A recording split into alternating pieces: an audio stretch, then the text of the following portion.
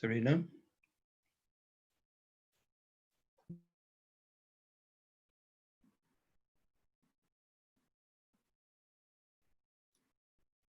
Good evening, actually, for the Italian public, and buonasera per il pubblico italiano, and have a great day and welcome for the American public. Luca Massimo Barbero, director of the Istituto di Storia dell'Arte della Fondazione Giorgio Cini. I'm welcoming you for this webinar, or actually a new way of meeting and listening and knowing more and more through the web. This is about Venice and the studio glass, American studio glass. And I should say that when I saw the show in Venice, I was not only thrilled, but I was very surprised on how rich the relations are from our city and the American studio glass. I'm just welcoming you to this very important meeting, which is actually organized by the Centro Studi del Vetro, which fondly is at the Fondazione Cini, conserving more than 100,000 documents and new projects and studying materials. I should actually, besides talking about the show, thanks all the panelists and all the scholars are participating tonight. But mainly, actually thanking, as a director of the Istituto, the two curators, Tina Olno and William Warmus, for curating this incredible show and organizing and being with us tonight.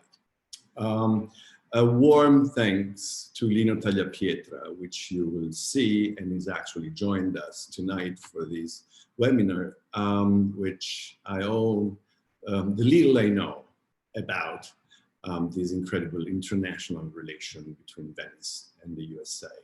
I won't go farther on thanking all of you being here tonight, but again, an incredible personal thank you to David Landau, which fully creates wonderful shows and gives to us a great opportunity to study in the Centro Studi del Vetro.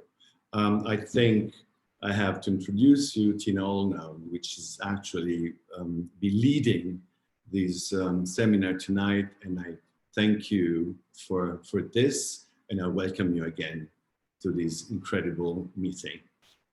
Thank you.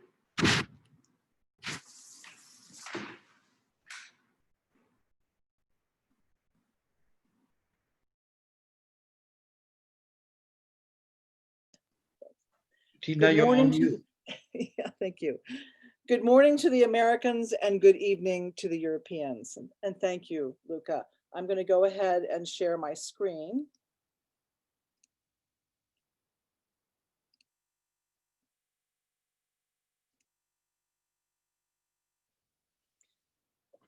As you just heard, my name is Tina Oldno, and I am one of the curators with William Warmus of the Venice and American Studio Glass exhibition. We thought we would begin today with a brief overview of the exhibition. Bill will follow me with a short presentation on the Venetian aesthetic. Then we will hear from Lino Tagliapietra and a selection of the American exhibition artists who will present their work. Finally, David Landau, the organizer of the exhibition, will offer closing remarks. From the beginning, Bill and I wanted to create an exhibition about American glass that was designed to be seen in Venice. Venice and its extensive glass presence is the larger context of this exhibition. And we must imagine the best glass of Morano in dialogue with the examples of American-made glass that have been brought together on the island of San Giorgio. Two objects became identity images of the exhibition. Richard Marquess's Silhouettes and Stripes, Marquess Scarpa on the left, branded the exhibition as American. On the right, Harvey Littleton's Blue Projectile Impact symbolizes the desire of American studio glass artists to break with tradition and history and to take glass in new directions. The dream of the American studio glass movement was to free glassmaking from industrial processes and to develop glass in the artist's studio as a material for contemporary art. American artists did this with the help of their Venetian colleagues by embracing Venetian expertise. Working together, they renewed the vibrancy of the historic craft language that is Venetian glassmaking. Although the subject of Venice and American studio glass is well known in the United States, there has never been a focused exhibition for the Venetians to understand the legacy of their glass in America.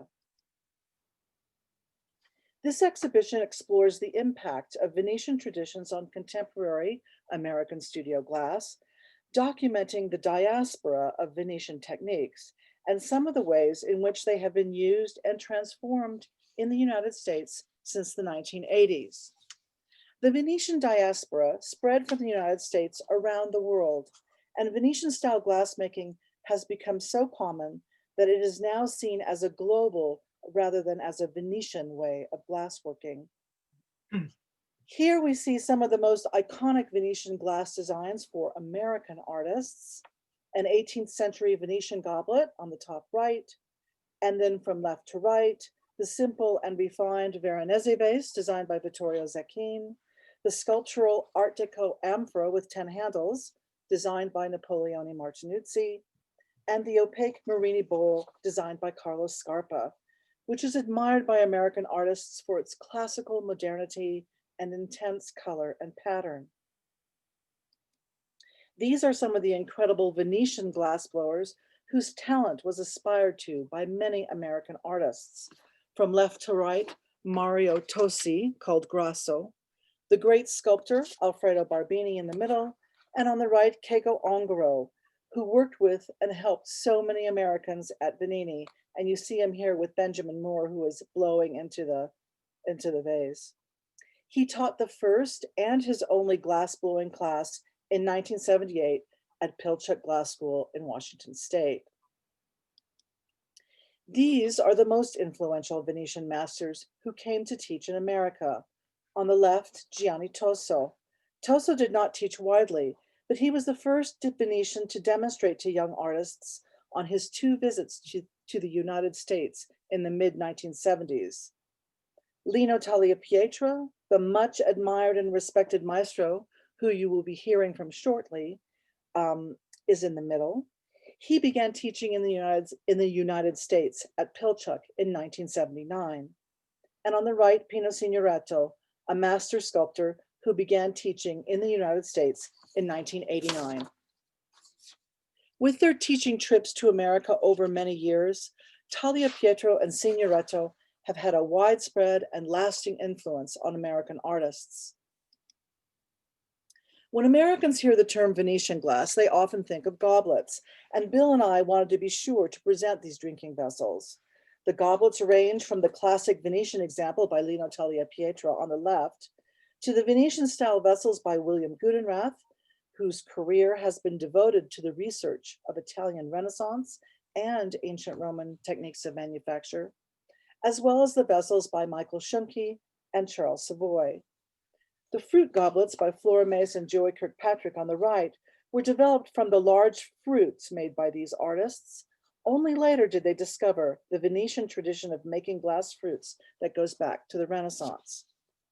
The bottom row has goblets that may look Venetian in style, but which one would never find in Venice, such as the Encalmo cups by Boyd Sujiki, the thin green goblets by Dante Marioni that were made as chandelier elements, and a reliquary made by Alexander Rosenberg, which was modeled after a historical Venetian example. Its contents, however, are not bones, but the debris found inside the century-old piano of the Philadelphia Opera Company. Finally, there is the simulation dragon stem goblet made by Norwood Viviano as part of a project about transparency. It is not made of glass, but stereolithography resin. And then there are maybe a little more bizarre vessels, such as the elongated reliquaries by Andy Paco on the top left, or the sacrificial skull goblets by Michael Schunke. 1960s children's cartoons were the inspiration for Charles Savoy's Jetsons Goblet, while Venetian Glass and American Studio Ceramics were competing influences for the non-functional vessel forms of Richard Marquess on the right. In the bottom row, Mark Zerpel interprets the Venetian dragon stem goblet as an organ of the body. In his Venetian cochlea goblet, the stem is twisted into the shape of an inner ear, while the bowl takes the form of a hearing trumpet. Richard Marquess's Stars and Stripes cup, which he made at Benini, and Fritz Dreisbach's lariat goblets have a quintessentially American sense of humor. This selection is meant to demonstrate the different ways in which Venetian ideas have been interpreted and also transformed by American artists.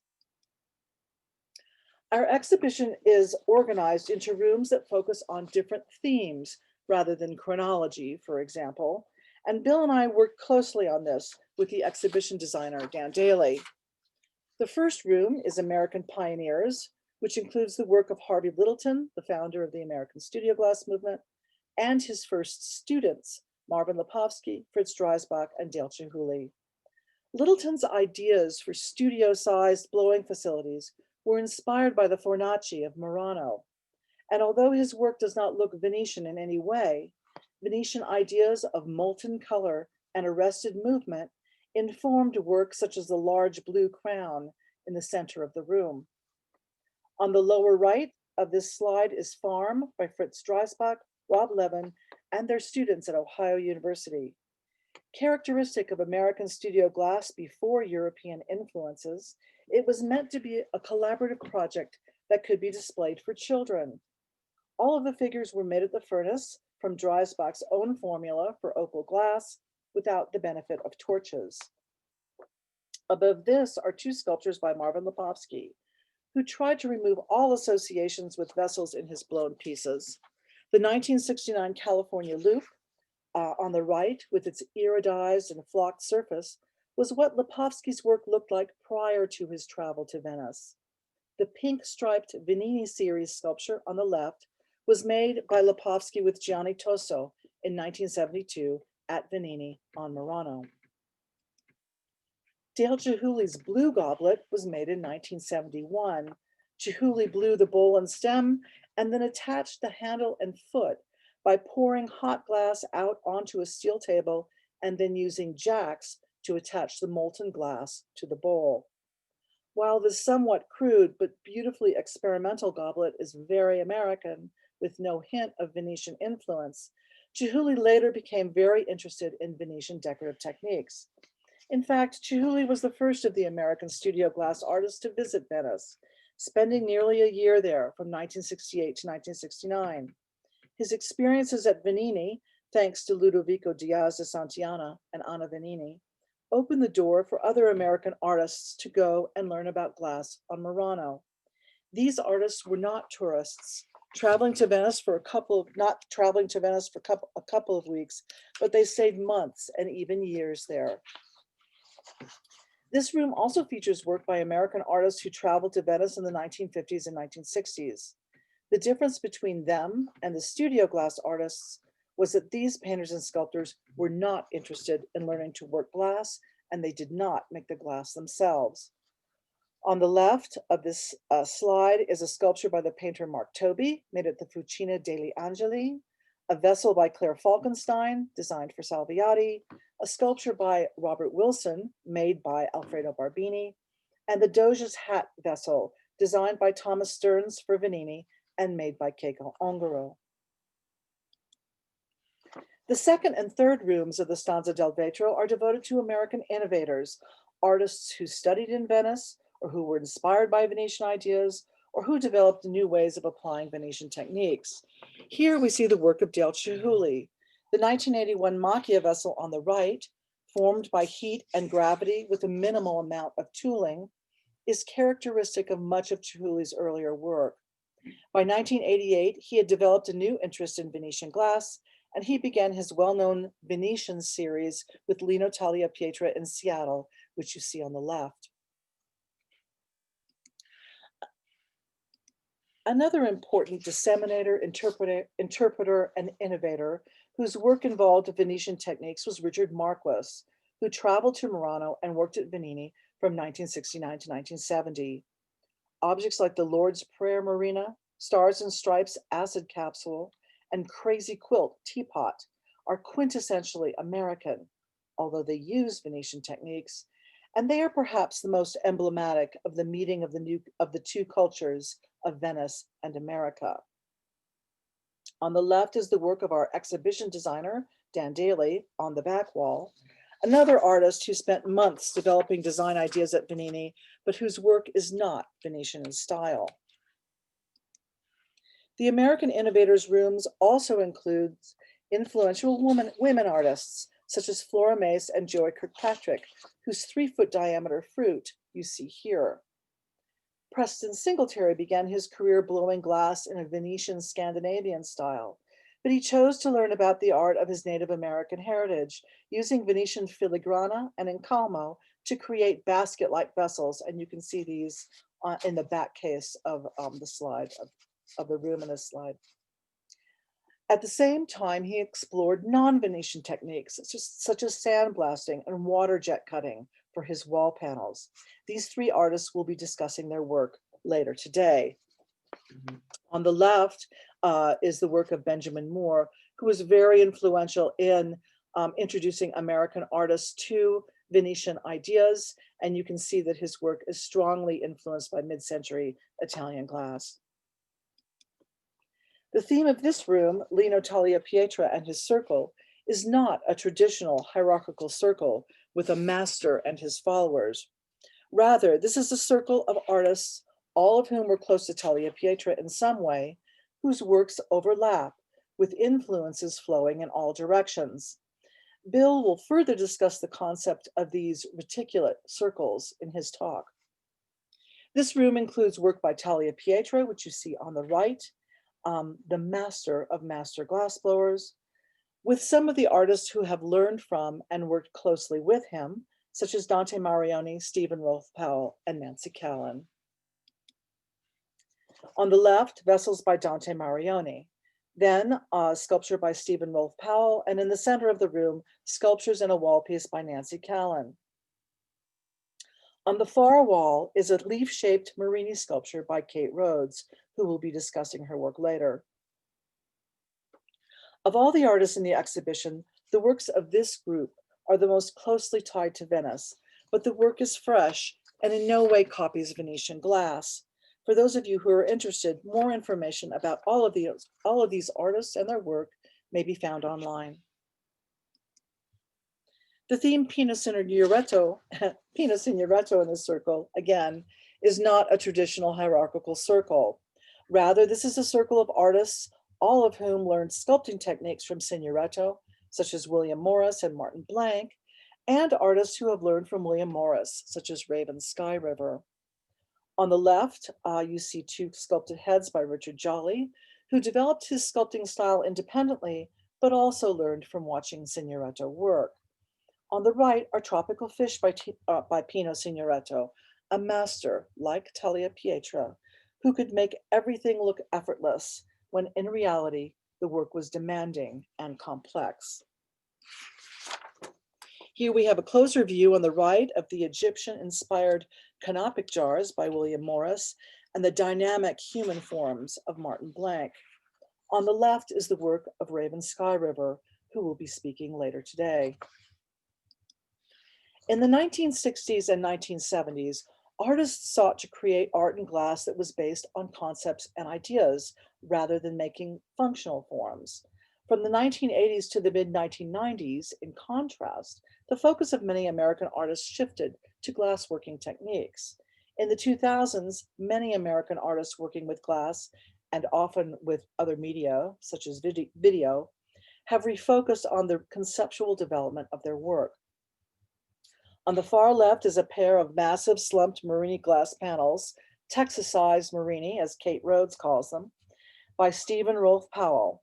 And on the far back wall is Fred Wilson's Baroque mirror, titled Bat, which is inspired by the long and rich history of Black mirrors in Europe. However, Wilson, an African-American artist, interprets the Black mirror in an entirely different way, For him, it becomes a commentary on race, as everyone who looks into the mirror appears Black. On the right is the metal and glass sculpture, The Force That Shapes Seashells by Ginny Ruffner. Here, Ruffner imagines a world in which invisible forces can be given form.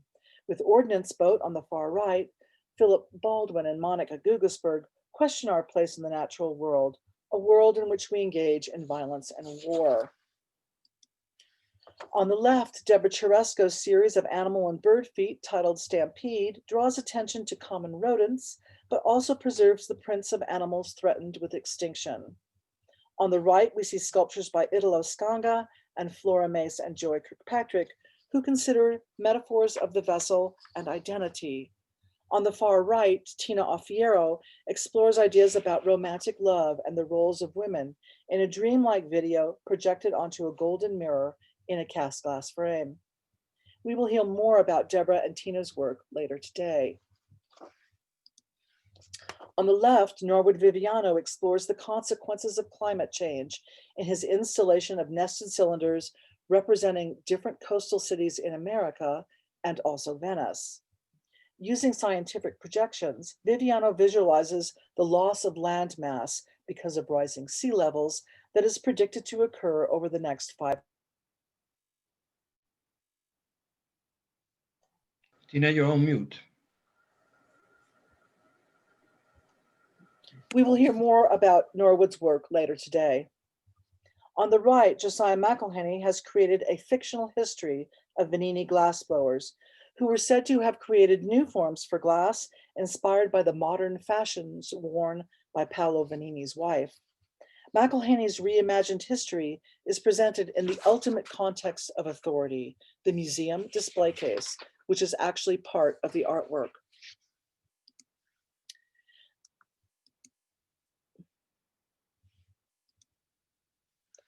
The theme of our final room, Engaging the Vessel, looks at different approaches to the vessel, from Jim Mongrain's intense focus on Venetian-style goblets on the left, to ideas about the goblet as a metaphor for the human body, as seen in the photographs by Beth Lippman above and Kim Hardy below.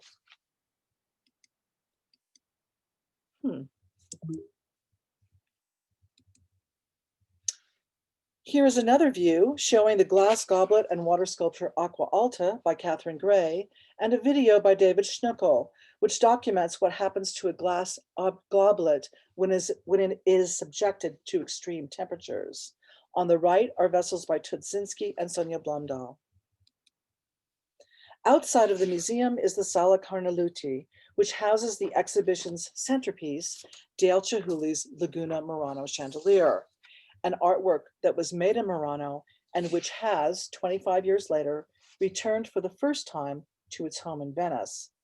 Sharing space with Chihuly are the architectural models of James Carpenter, Chihuly's prominent one-time collaborator. Unlike Chihuly, Carpenter abandoned glassblowing to focus on how flat or cast glass could be integrated into architecture. On the right, you see Carpenter's completed work for the Fulton Street subway station in New York City. The subway station was dramatically transformed during this project, which consisted of the installation of a 79-foot high net of reflective metal diamonds and prismatic glass blades, which was suspended at the top of the dome to scatter light rays throughout the interior of the station. The American studio glass movement is unique in its spirit of sharing, cooperation, and collaboration, and no one artist has illustrated this more than Dale Chihuly. Made in Morano with the Venetian maestros Lino Tagliapietra and Pino Signoretto, who all can be seen on the lower right, the Laguna Morano Chandelier is a testament to the collaboration of American and Venetian artists in contemporary American glass. Thank you.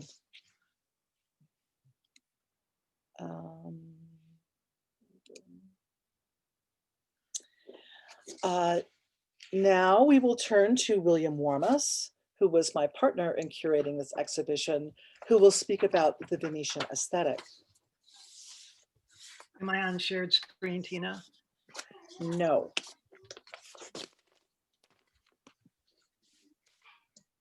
Now? You see it? No. Okay. We're just having a little technical issue here while we try to go to shared screen. Are you off shared screen? Yes. How about now? Yes. You are on. Okay, great. Okay, let's try this now.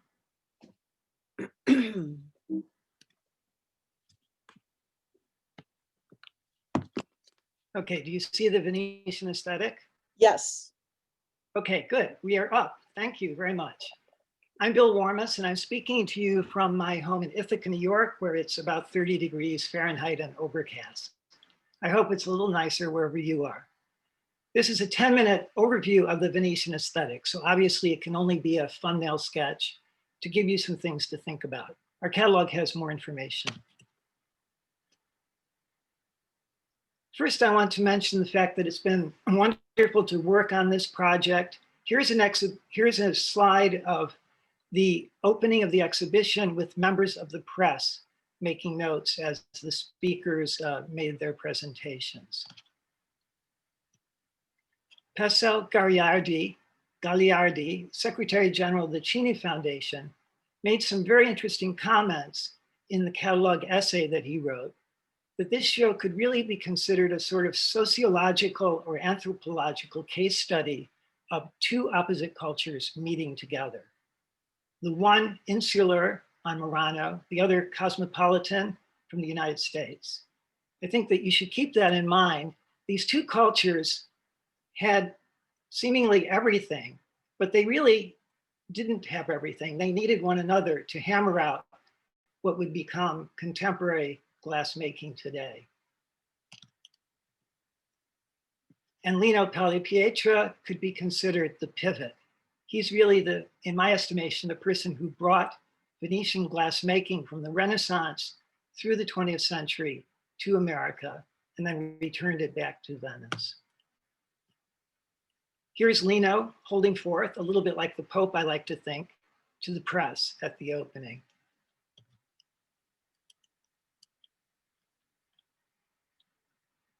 In our exhibition, we talked briefly about American glass before Venice. It was low tech, for example, no use of a glory hole. It had a free and innocent spirit, more or less, but there was an edge. And Harvey Littleton said it so very well. Artistic creation must occur in crisis if it is to be successful. You can see Harvey's willpower in that, his need to bring glassmaking from virtually zero in the United States up to speed within a short period of time. Here's one of Harvey Littleton's pieces with the broken projectile. I'll talk more about this later. But basically, he used a high-powered military rifle with armor-piercing rounds to pierce a pane of bulletproof glass. This speaks to me of the edge of American glassmaking that was later joined to the high technology and perfection of Venetian glassmaking to create something new in the world. Fritz Dreisbach made a piece that we use in our exhibition to indicate the period before what we call the contact with Venice. This piece, The Farm, from 1974 to 1975, was made entirely without the use of a glory hole, and it has that freshness and exuberance that we think of as typical of the early stages of American studio glass making. But what are the badges indicating a Venetian aesthetic? Well, I argue that they're really highly technical, but also highly conceptual. And this is a little bit of a divergence from many of my colleagues who think of Venetian glass as primarily being about technical perfection. I argue that the conceptual foundations of the material are probably more important than the technical foundations.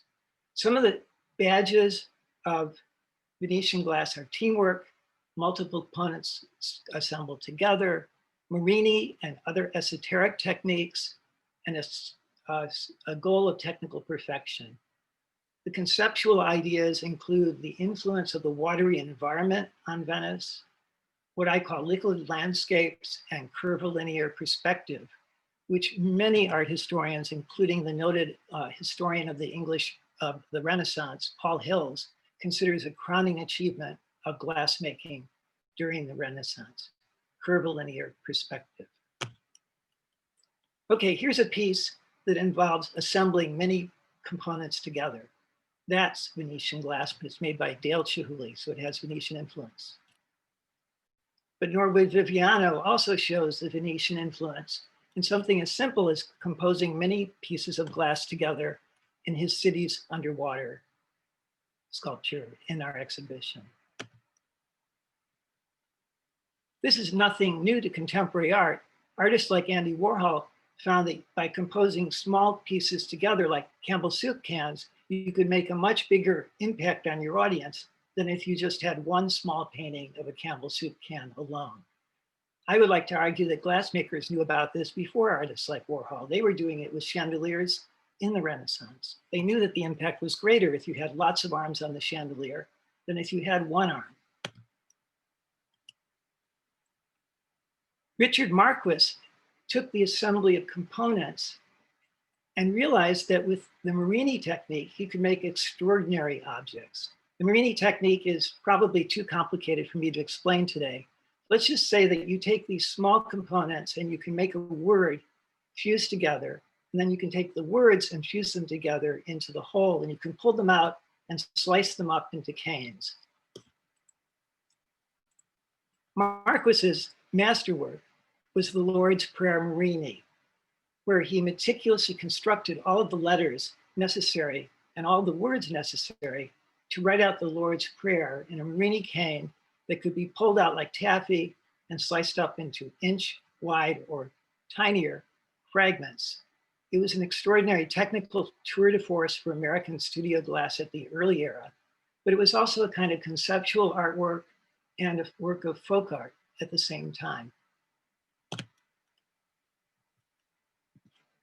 Kate Rhodes shows how far Americans can take the Marini technique in our own American direction. She blows hollow Marini and then wires them together with copper wire, something, frankly, with all due respect to our Venetian colleagues, I can't imagine Venetians wanting to do, but it's perfect for the American edge. And what I love about Kate's pieces is that because they're wired together, if they're hanging on the wall, you can touch them and get them to move so that they have a component of motion without a fear of breaking them.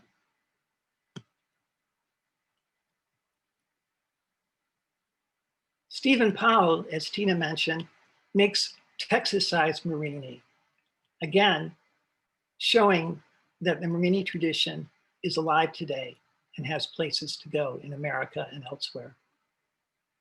I love these images of the very skilled Italian art movers and handlers moving the zoomer pieces into position. And really, Harvey Littleton's crowns are nothing more than cane that has been drawn out. As for example, here you can see they're really like canes that if you slice them up, you would have individual Marinis and you can make a bowl from them. So definitely inspired by Venetian aesthetic. But there's more to that. I'm going to talk about just two things, molten landscapes and curvilinear perspective in the Venetian aesthetic. The search for chalcedony glass in the Renaissance was one of the highest achievements of glass making. It's a glass that looks like a mineral like aventurine or chalcedony, but it also, and these bowls come from the Renaissance about 1500, it also represents, if you will, an abstract landscape. And Paul Hills, again, the Renaissance historian, makes a compelling argument that this glassmaking influenced the way that artists like Giovanni Bellini and Titian painted. Here, An Agony in the Garden by Bellini from around the same time as the Chalcedony bowl. The landscape of the bowl and the landscape details in the painting, where you can see that the swirls and compacted forms really evoke the idea of the glass. And above it all in the painting, in the upper right-hand corner, is a glassy angel looking over it all as if giving a blessing and saying, you have my permission to use glass in your painting. Titian too was influenced, Paul Hills argues, in his work by these molten landscapes and the energy of the curvilinear perspective, especially this detail in the Titian. And I think that this sort of thing comes through very clearly in the work of an artist like Josh Simpson, whose Corona discs definitely are in the tradition of Renaissance Chalcedony and Titian. But I also see it in the work of an artist as far afield as Marianne Tutzinski, who made objects out of fillet of glass, threads of glass melted together. And the details to me often look like molten landscapes.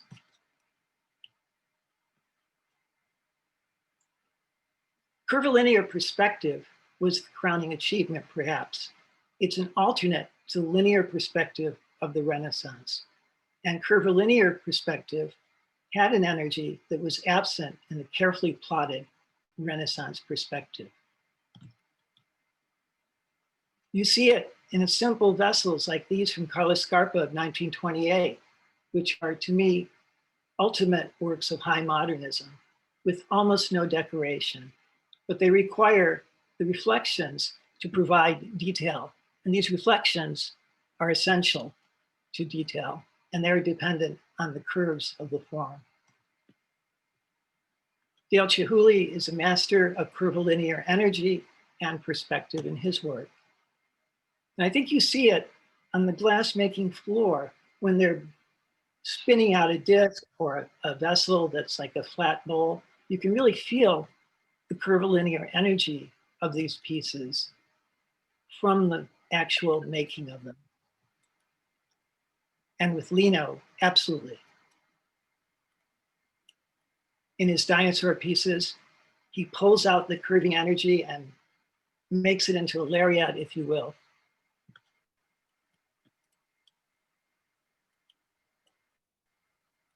An early piece by Lino.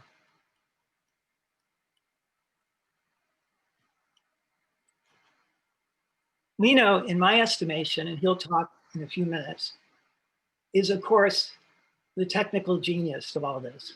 But in many ways, I argue he's been underestimated and should be considered also as a theoretician, right up there with the likes of Carlos Scarpa in his sense of, for example, the curvilinear. Nancy Callan brings that forward to the present moment in pieces like The Robber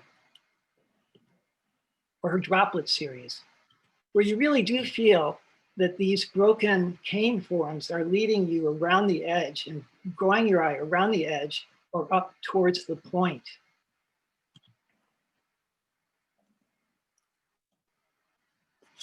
Tina mentioned that we constructed our show based upon circles of influence.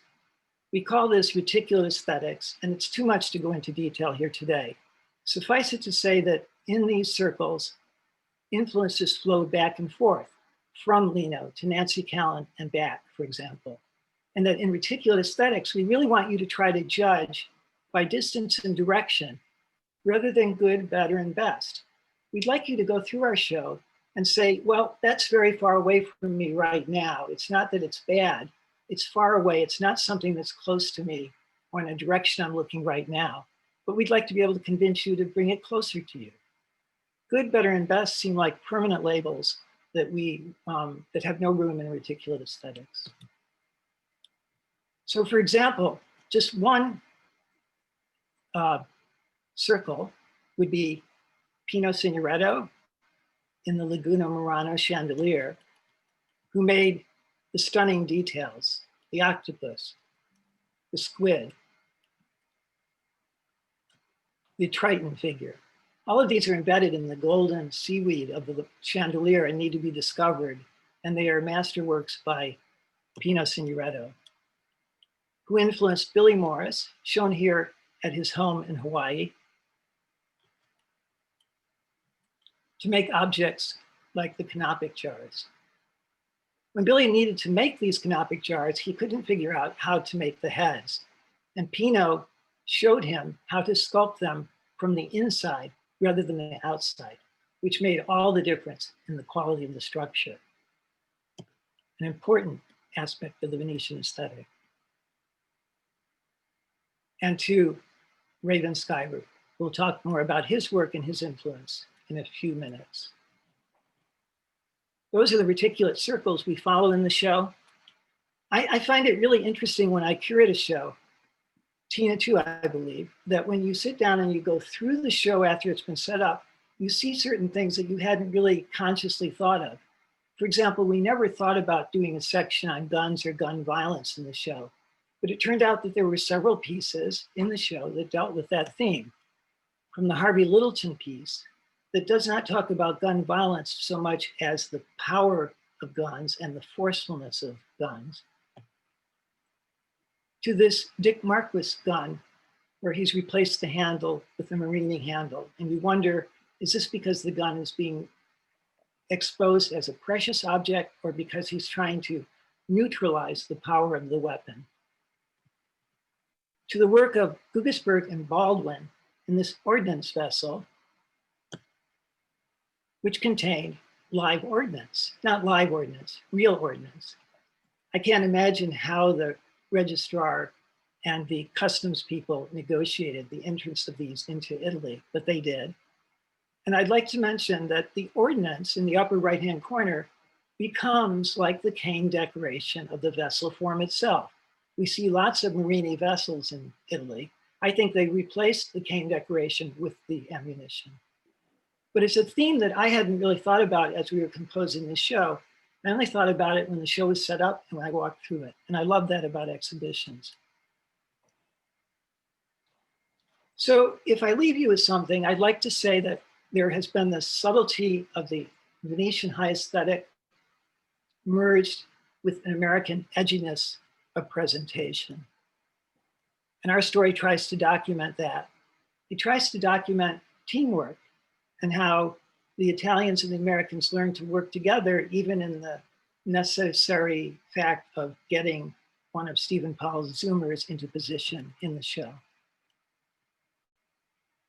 Look how far we've come. In the upper left, a Richard Marquess Marini cane from 1969 versus the Marini vessel below of Marquess Scarpa from 1999. And think about it. When Dick did the one on the top, it's just an American flag with stars.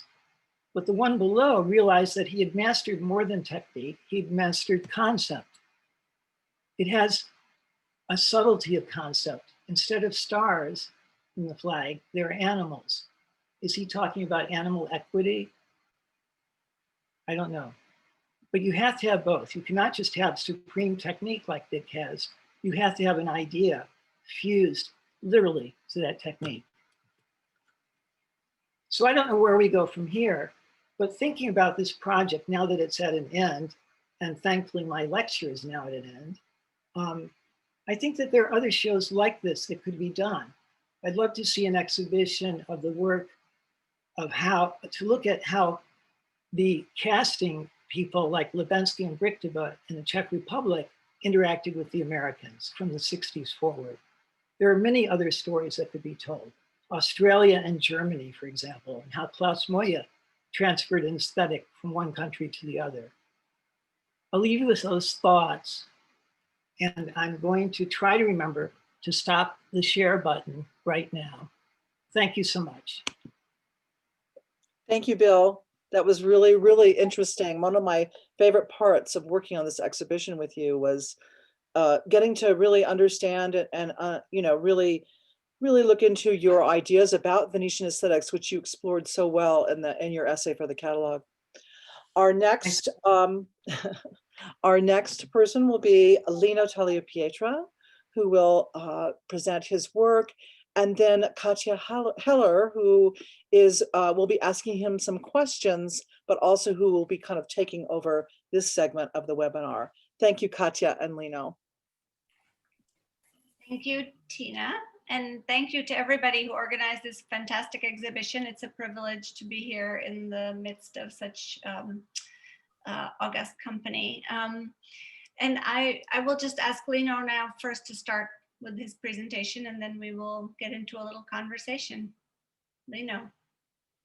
Okay, I think we saw Archimedes Seguso and myself. And then we have a great relationship with him. When I was young, not too much honest, but when I became master, I work for him. I do some goblet when I am the Galliano Ferro. And then we have a nice relationship later. It's through nobody born teachers or maestro. We grow time by time. And then I have a lot of inspiration from him and the people we work together at the Galliano Ferro. And also to a Galliano Ferro specific because I found probably my mentor there, Giovanni Catari, Giovanni Ferro, very great master, absolutely fantastic man. And they are very religious, helping me to grow. And also, without him, probably I never became master, never. Because at one point, I came from Archimedes Seguso to Galliano Ferro after the army. And then we worked a totally different technique. And then at the time, I'm not able to work the old technique like it's supposed to be dolphin things. I'm able to work mostly with a vessel big, with the handles giant things. But I have some, I needed to discover it myself. And then Nane Katari gave it to me, the time to learn. Very honest way, he waited for me a couple months because I became good assistant. You know, how old were you then? Sorry, at the time I have just 21 because I go in the army at the age at the 18, probably couple months. And then come back at the little bit 20 something. And then he gave it to me very time to learn. He passion with me. I say this because it's a very important. Somebody trusts you when you are young. Absolutely, very, very important. Absolutely, very important. And Nane wait me, and then he teach it to me when I am master. And then I became a young master, maestrino, a little master. And then when I became a little bit bigger, I have always consulted him for new technique, new way to work. And then, honestly, he helped me very much. It's very important for everyone when, for example, in the state, we start to talk with Calais, Nancy, W. Walters. At the time when we started, they are young people, and they have attitude, of course, but the technique, they are a little bit rough. Even they have a gray attitude. Dante are specific, they are incredible skill, attitude. But we need the proper to talk a little bit, wait time to wait somebody. And this, I think, is a fantastic time. So fantastic time to teach. In a very honest way, I like it to teach.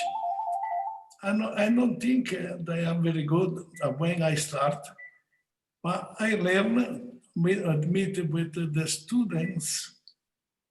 When we are kids, for example, with the Archimedes specific, Archimedes Seguso never say word. Never says enough glass, is it too cold, too hot. Yeah, if it's not right, you don't use it. And then you must learn right away what you do the mistake. I understand the America doesn't work that way. We need to talk. Even my English still right now is terrible. I'm sorry about that.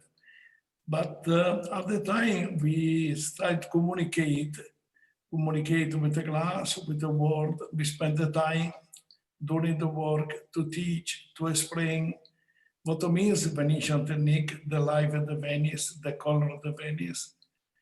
We talk about Venice many, many times, and then we have a very great formula we wait in the afternoon. We have 40 minutes, 30 minutes to talk. We go to Venice, and we're talking about the culture of the Venice, the painting of the Venice, the church of the Venice, the food of the Venice, the goblet of the Venice. And then they became very popular, this kind. We started at 30 minutes, and then became 40, and then became 1 hour. It's a big success. I think it's a wonderful, probably, I discovered the best way to teach. Talk with the people, eat something, explain a little bit why we do this, you know. We talk about ethics, but I think it's an incredible, wonderful experience. Next slide, please. Here we are in Molina, and then we have the time we do the, I think at the time we do the Scuola Internazionale del Vetro. And then I try to make it with the Murini. This one we are not in Calmo, but it's a giant Murini. And then we have a giant Murini in the bottom. Also the top, they have another giant Murini, and we do practically several in Calmo like the Murini. I think it's a very interesting technique for the time. And then we do a little bit the furnace, no gloriole, we have a furnace. And then for make a plate in the furnace, much more difficulty, the gloriole. Now it's easy in the United States, we have wonderful gloriole. And then practically you do the plate inside the gloriole. Yeah, we need to do the right things. For example, to make a plate, sorry, I think we have a plate from big master Aldo Polo at the Galliano Ferro. They are very famous, giant guy. He able to open one big plate with some technique. And then I learned a lot from many masters. This one is the big culture we have in Morano that now disappears. For example, when I'm working at the F3, Archimedes Gusa, we have one master, fantastic, to do animals, Carrara. Another master, they make big things for rounding. Moretti, they are practically the guy, the help Archimedes to do the reticello, the merletto, all this kind of fancy technique. And then I work here. At the meantime, I watch Moretti. By the way, Moretti have one brothers, then work in West Virginia for 35 years. They are very good master. And then he spent, I think it's a Phantom, anyway, in West Virginia. And Roberto Moretti, he make a wonderful job there. I met him. He don't speak too much Venetian, but it's a great experience. This one is a characteristic we have practically lost in Morano. We don't have a school because now, for example, we have a San Grey Master, for example. We have a Pino Signoretto in Morano. Un po' d'acqua. Sì. The Pino Signoretto.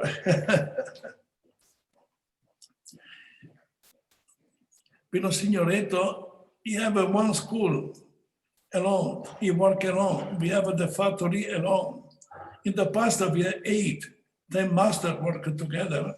And one young guy like me, and then I saw maybe in my life probably 100 masters to work. It's an unbelievable story. Unbelievable. It's a big lucky we have. Because if you see sometimes we make 3 masters work at the same things, And then you see the difference, how to make different things. And the speed, the quality, how we do it. I think it's in the school, the Morano, they are unbelievable because we have a wonderful, wonderful teams. Kasia, Yes. you have some more question?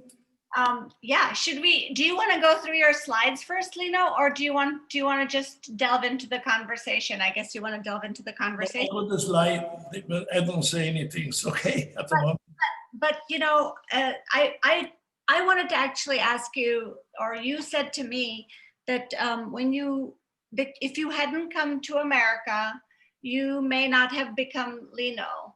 And I wanted to ask you to tell me a little bit about that. Tell us all a little bit about that. What did you mean? Yeah, probably, it's true.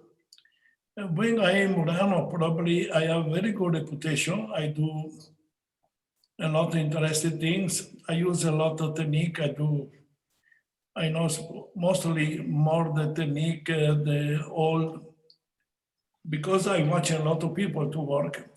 My vocabulary, I'm not very good in the solid, honest. But I have all the curiosity. I make a lot for opportunity to make a lot of design. And then I work freely many times. I think it's very important, but one is very important, for example,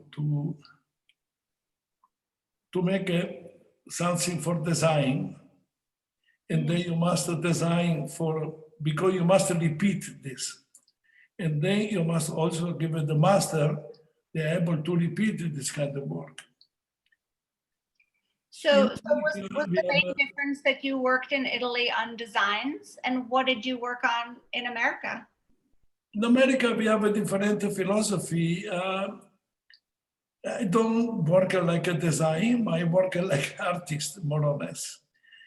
I don't know if I am artist, I try to do something special every time, you know. It's a totally different feeling you have when you do your working. United States is at the market, they require you make some single pieces or small series. In America, you are more free. It's a huge difference between Morano at the time and then when we are, you know, also we all hope that you will remain to be free in America, yes. I think in America we are totally free when I'm working because I don't have a commission. I don't like too much of work with the commission. I'm totally free. If I want to do something, I do. I want to do, it's fine. You know, I think it's a huge difference. And you talked a little bit about color in your work also, and about how how the color that you used has kind of been defining to your work. Can you talk a little bit about that? You know, the color, I like the color. I watching them from my education because I go quite often at the Biennale church, Biennale museum in everywhere. And then I like it. I like it to watching the painting. I like the art. At the meantime, I have a wonderful experience with some friends. They are artists. Benvenuto Barovier. And then also I work at the time with Benini for a short time. But I work with Jeanette Benini, and Jeanette Benini are incredible sense of the color, and they give me a lot of influence to me. About that, I try to study some book, some combination, a lot of American color, some book American, and then I have tried to develop my philosophy, the color. Okay, and did you, you know, in his essays, Bill Warmus said that you have that it calls you, acknowledges your skill, but also calls you the great theoretician, and talks about your understanding of glass on an aesthetic level, and your ability to capture light, color, and motion in your work. Can you talk a little bit about that? What do you think about that? Thank you. Very honest, it's quite difficult to talk about me. I'm feeling. Well, I will tell you that Charlie Perriott recalled this great story to me the other day, that in the 90s, Spate Jenkins, who was then and for 31 years the general director of the Seattle Opera, asked Charlie in the early 90s, as your star was rising, if Charlie could characterize your influence on glass in America. And Charlie in turn asked Spate, has there been anyone who has, you know, appeared in American opera that has changed opera forever? And Spate, without any hesitation, said Maria Callas. And Charlie said, well, Lino is our Maria Callas. So that is kind of, you know, the high esteem and loving esteem that you are held in. And in some ways, this exhibition, I think, represents not just yours, of course, but greatly your influence. And I, you know, as you and I talked earlier, you said to me when I asked you if you had 5 or 6 words to tell us what you think your life, you know, to summarize or describe your life. Do you remember what you said, Lino? Yes, no. Okay. I prefer you say. You said, I want to make something new. And I think that that is wonderful, that even today, every day, you want to make something new. It's So true. I think that that's fantastic. And I tried to prepare my own 5 words about you, and they are the greatest Venetian glass diplomat. So anyway, thank you so very much. Do you want to quickly run through the slides so everybody can see them? Can we Sure, quickly do absolutely. that? Yep. This one is a Murrina. Okay. Is this? Because I think we probably have only about 2 minutes, right, Tina? You have 5 more minutes. I think one is I started in 1968. Practically, this one is the first. This one we wins one Grand Prix in Barcelona, European, for the light object in 1971, 72. And then I do several things. This one is the La Murrina, designed by Pelzel. And we do a lot La Murrina. But this one is my favorite is the Mammoth, and then for me, my inspiration about the lamps, about practically the Concorde. Let's move. Most of the Concorde, because for me, the hunting for me, and then we moving. Let's move on. Moving on. Here we work on F3 at the time. And probably we do one lamps we call the penguin. And then we do a lot of lamps, a lot at the time. And then we do also only the afternoon object, because I like to try to do the object. But this one is the Next slide, please. next slide, please. Oh, this one is a tessuto. This what we call Furlan basket, one object from Friuli. And then we have a wonderful letter from Ludovico Santiana. And then he say probably we do the best vessel the Morano did the last 20 years. I started to become a little bit more important. Next slide, please.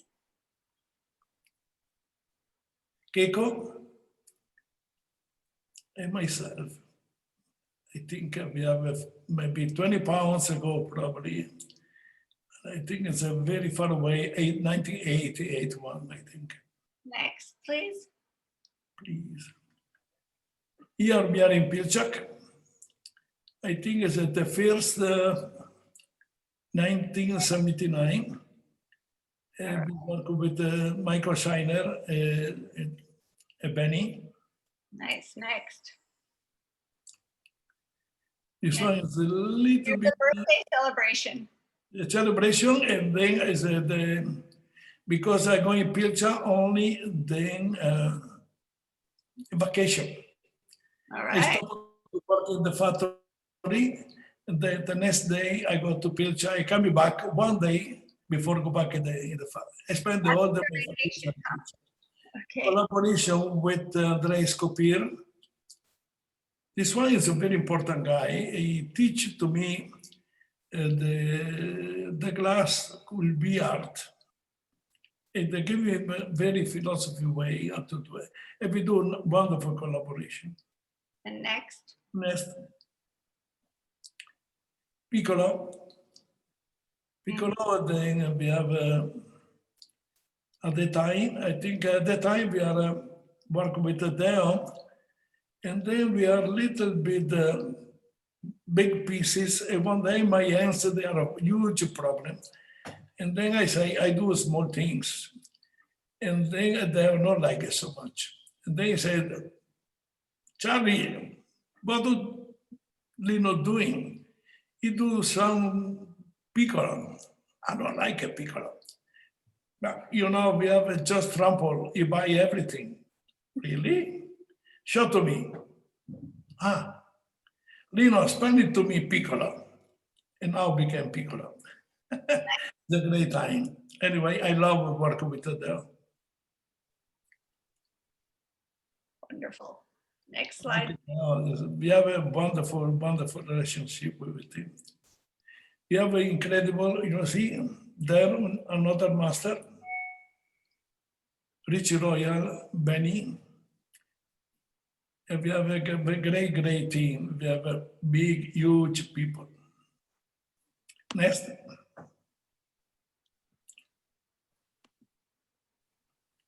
Look at that. Preston, Dante, Benny. It's a great, great, great time. Very nice. I love this. Should we, how many more slides do we have? Maybe? No, not too many, I think. We go fast. Okay, we're gonna go fast. Okay. Batman. Mm-hmm. We call Osaka. Mm-hmm. Beautiful cylinder. Yeah. And I then love the cylinder, another one. we're going the wrong way here. Yeah, but we go the wrong way. Even though it's always the right way when you're looking at Lino's work. Okay, That's it. that's it. Thank you, Lino. Thank you, Lino. Thank you, Katya, so much. That was really lovely. Thank you, Bill, the wonderful word, thank you. Really, really, really wonderful. Now we're going to go to a artist presentation and conversation with Kim Hardy, who is the moderator at Norwood, Viviano, and Deborah Cheresco. So now I will turn it over to Kim and Norwood. And I just wanted to say to people who are asking questions, thank you for your questions. We will be addressing them at the end of our session today, some of them. I'll try to answer some of them just, you know, typing, but we'll try to get to those. So thank you again, Lino. And Kim, I'll turn it over to you now. Thank you. Okay, thank you so much, Tina. And thank you everyone for being here. We're really honored to be here among this really esteemed group of artists and curators at this respected institution. I just wanted to introduce myself. My name's Kim Hardy. I'm an artist, scholar, and educator based in Detroit. And I'm a contributor to the catalog for the exhibition, as well as an exhibiting artist. And I'm really pleased to be moderating discussion with two artists that I really love and respect, Norwood Viviano and Deborah Cheresco. I'm going to briefly introduce them, and then they will each be giving about a 10-minute presentation, and then we'll go into a 10-minute discussion after that.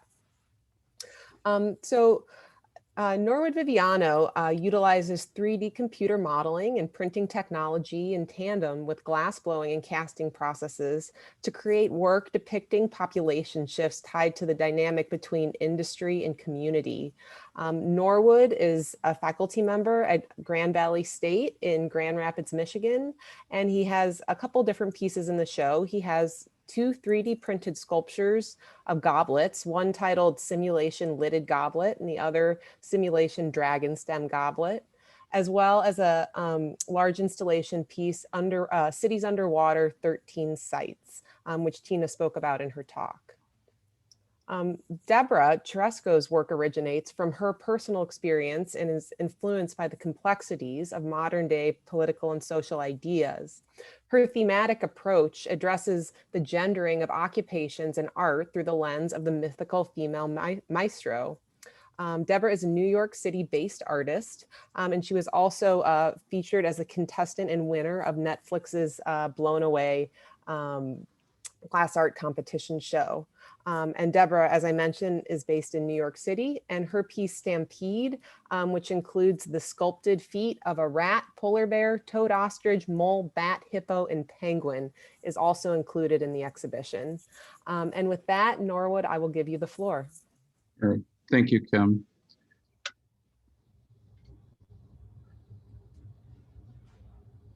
I wanted to echo what Kim had said.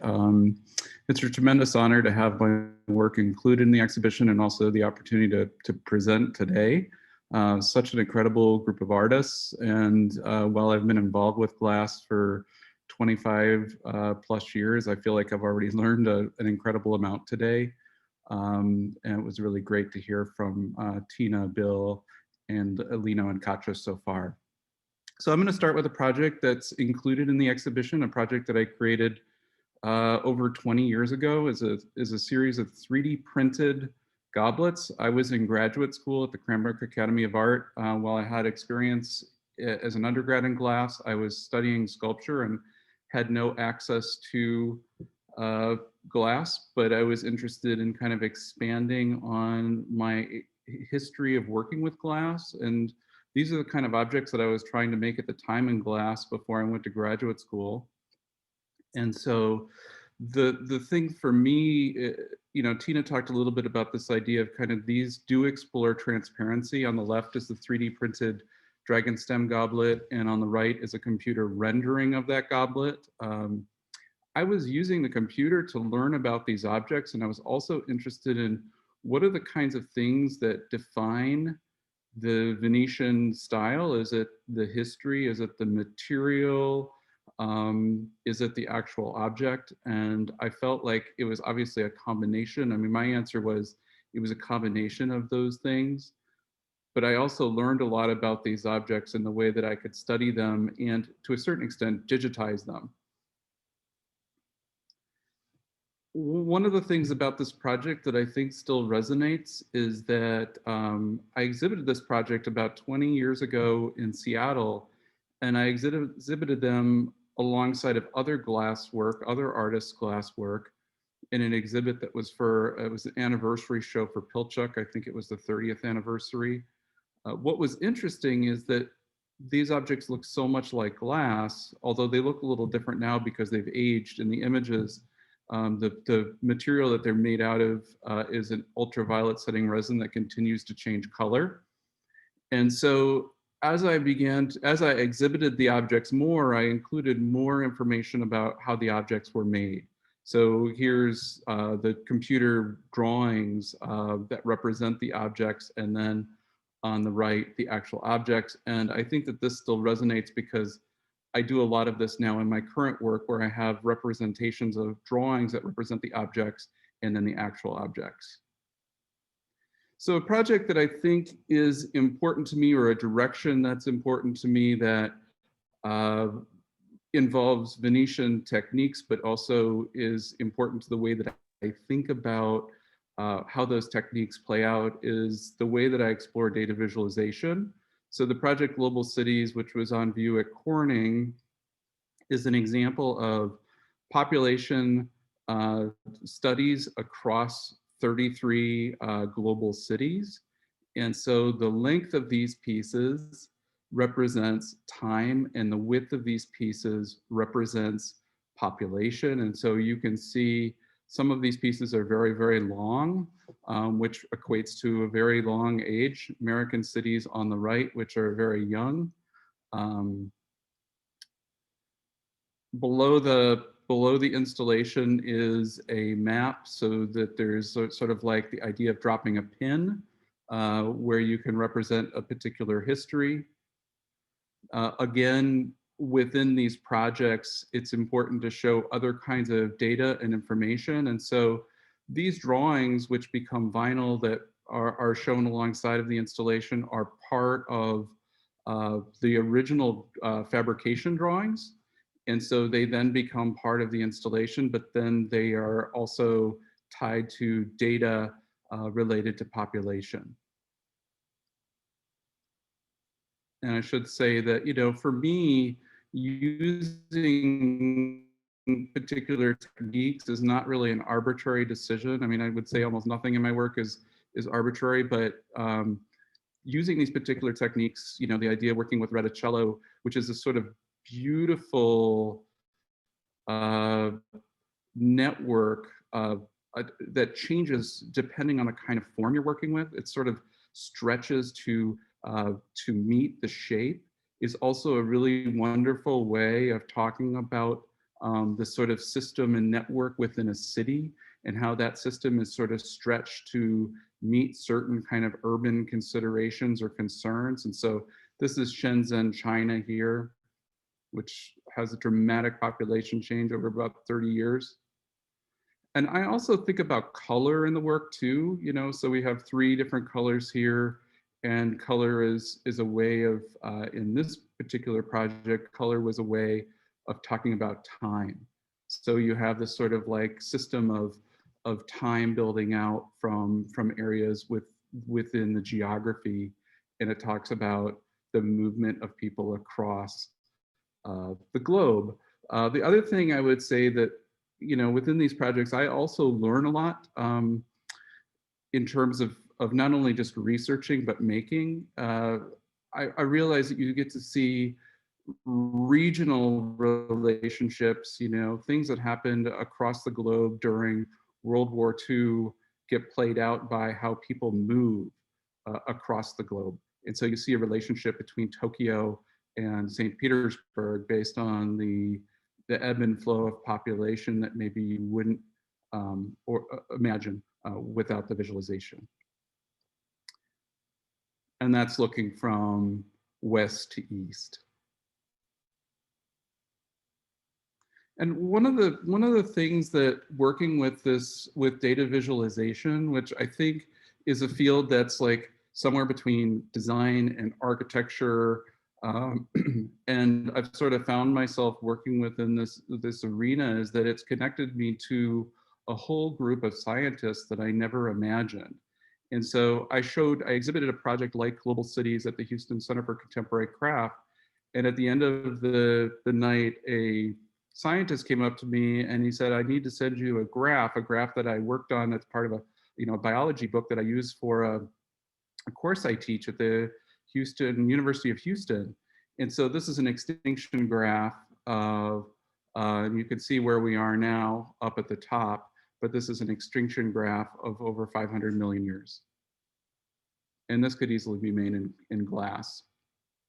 So the project that's included, the other project that's included in the exhibit is Cities Underwater. And so I often say that when I'm working on a project, I get all kinds of really productive questions from curators, from people when I exhibit work from Duncan Coucha-Heller, and I often build those questions into the next bodies of work. And so when I'm thinking about how to develop a body of work, like most of my work has looked at the past, but giving opportunities to question how a future might be understood through those installations. The Cities Underwater is very much looking at the next 500 years of climate change and sea level rise. And so it's a series of nested objects that deal with the vertical is sea level is time again, and the width is land. And these are very much handmade objects. So the intensity of making them is very much a part of the approach to the handmade. And I'll just include this. This is the animation that goes along with the objects. This is New York and New Orleans. I know I'm running out of time, so I just wanted to kind of move forward. So you can see how these objects operate.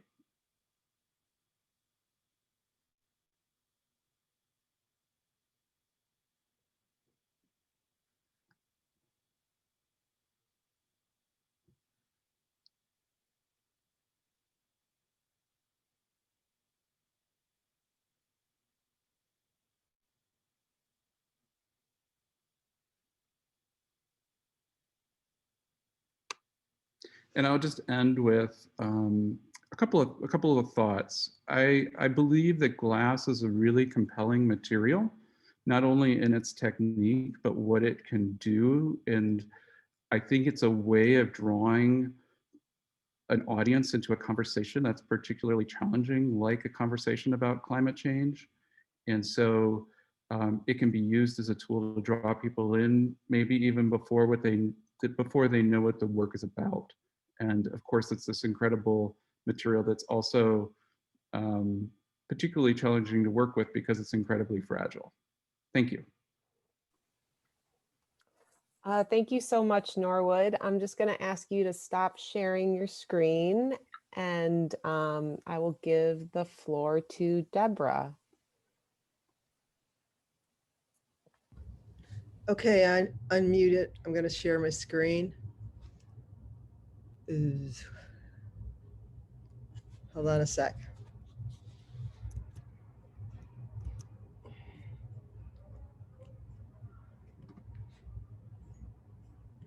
Now I'm going to go Zoom.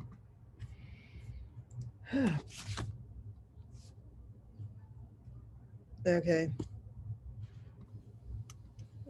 Sorry, it's taking 1 minute.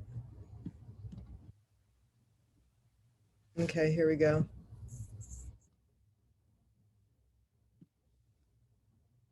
Okay.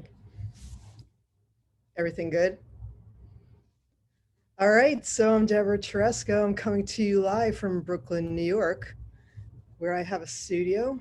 And I'm going to start by saying that glass is a bottomless pit of inspiration. I've been working glass for over 30 years, and there's been so many avenues to go within it. And with this piece I did, or presented at La Stanza, the Stampede series, I would say I explored scale a lot and what it means to do scale and technique. And one of the most important sources of technique for me is the technique of Pino Signoretto. This is a drawing I did of his hand, and it's kind of an homage to him and his technique. And all my pieces are kind of coming from the inspiration I saw him make many animals at mostly schools in America, but I did see him working in Morano. So that's my sort of connection to Venice and studio glass. One of the things I started to think about was scale, and how I saw this amazing man who could do anything technically, but was always limited. He couldn't make a full-size rhino or mole or something. So all this amazing technique was going into something that on some level had to be less consequential just because of the scale limitations in glass. I found that very frustrating. And I wanted to try to change that in a way. Like, so what I did was I dissected the animal. Here's a mole. I dissected the animal so I could make it larger than life. The hand is where we touch the blowpipe. It's our source of empowerment in glass for anyone that sculpts or blows glass. And the foot on the animal is a source of empowerment for it. It's where it's touching the Mother Earth, the crust of the earth. It's where life comes in through the animal. One of the things I always have in my work is a search for unusual beauty or atypical beauty. I'm not always going for the like face of the animal or the body of the animal, or the beautiful fur on the animal. I'm trying to find the thing that defines the animal, but makes it something very different than what we normally think of as beauty. And I think the feet, which end up, this is a hippo, looking like tools, I really define the animal. And one of the things I found really powerful in these pieces I constructed was how the mind of the viewer filled in the entire rest of the animal. From children to adults, I've had them in my studios and shown the pieces. There's endless fascination with what the being looked like. The people didn't need the whole animal. So I felt like in a way I was monumentalizing the entire animal. It was becoming an apparition. And speaking of apparitions, one of the qualities of glass I find pretty damn amazing is how it can create these things that look like enormous ghosts, where something that could be massive. Some of the pieces I constructed were over 100 pounds. That's a lot for glass, handmade glass on a blowpipe. Yet they still look weightless, almost not there, like an apparition. And that really speaks to what these pieces mean to me conceptually, how humans in our hands have control over these beings and how they're so tentative and their lives are really in our hands at this point. Humans have so much power and it's just getting more and more intense. Who is empowered by craft is something that's very important to me, that I am able to become a maestro. Historically, women haven't been able to do that. So I'm like really reveling in this, but I realize I have to take this while I can get it because all of our lives are being replaced by robots, I think. That it's all temporal. I thought when this lockdown happened, oh, all I need is a robot in the studio and it can go gather for me and I can like plunk away on my computer screen and I can construct it that way. And so I'm really questioning a lot in my work about what it means to be a human, how craft can be an empowering force. Just showing you some of the pieces in the show, some detail work. This is a penguin. A lot of the animals really have the same anatomy as humans, and it does bring up like the concept of evolution. So we all have the same amount of fingers, we all have the same like joints and everything. So this idea of sculpting these pieces was really fascinating for me to discover my own worth as a human being and on this planet. Well, it really brings up this idea of a responsibility we have towards these beings and ourselves. And really, it's a time of thinking about what it is we want to do, who it is we want to impact, and what we do empowers. So I see myself as part of the art. I've been developing that as my art concept. It comes across in a couple more pieces I did later on. This series, however, I think defines me as a sculptor. It brings a lot of the things I was trying to do with glass, be it scale or the poeticism of the glass itself. I wanted to work on a scale that sort of tested me physically and my whole team physically, so there wasn't always complete control. I didn't squeeze the life out of it. I think these pieces are incredibly alive. There's a luminescence. There's like, you can see the tension of me nearly like not being able to make it through some of these pieces. And I just always want to have that dialogue with material. This is the only piece that is non-furry. It's a three-toed mythical rat. It's not a real creature, actually. So I snuck in one creature that was a mythical being.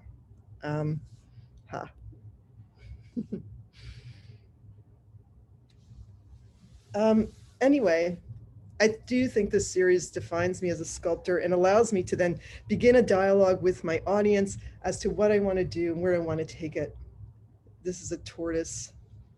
I started working on this series about 10 years ago, and I got a residency at Ika Glass in Mechelen, Belgium, and I want to thank them for that. Sandra de Klerk was very supportive of me pursuing this. So thanks, Sandra. It was a really formative moment for me. It really does take a lot of support, be it through shows, residencies, to do work like this.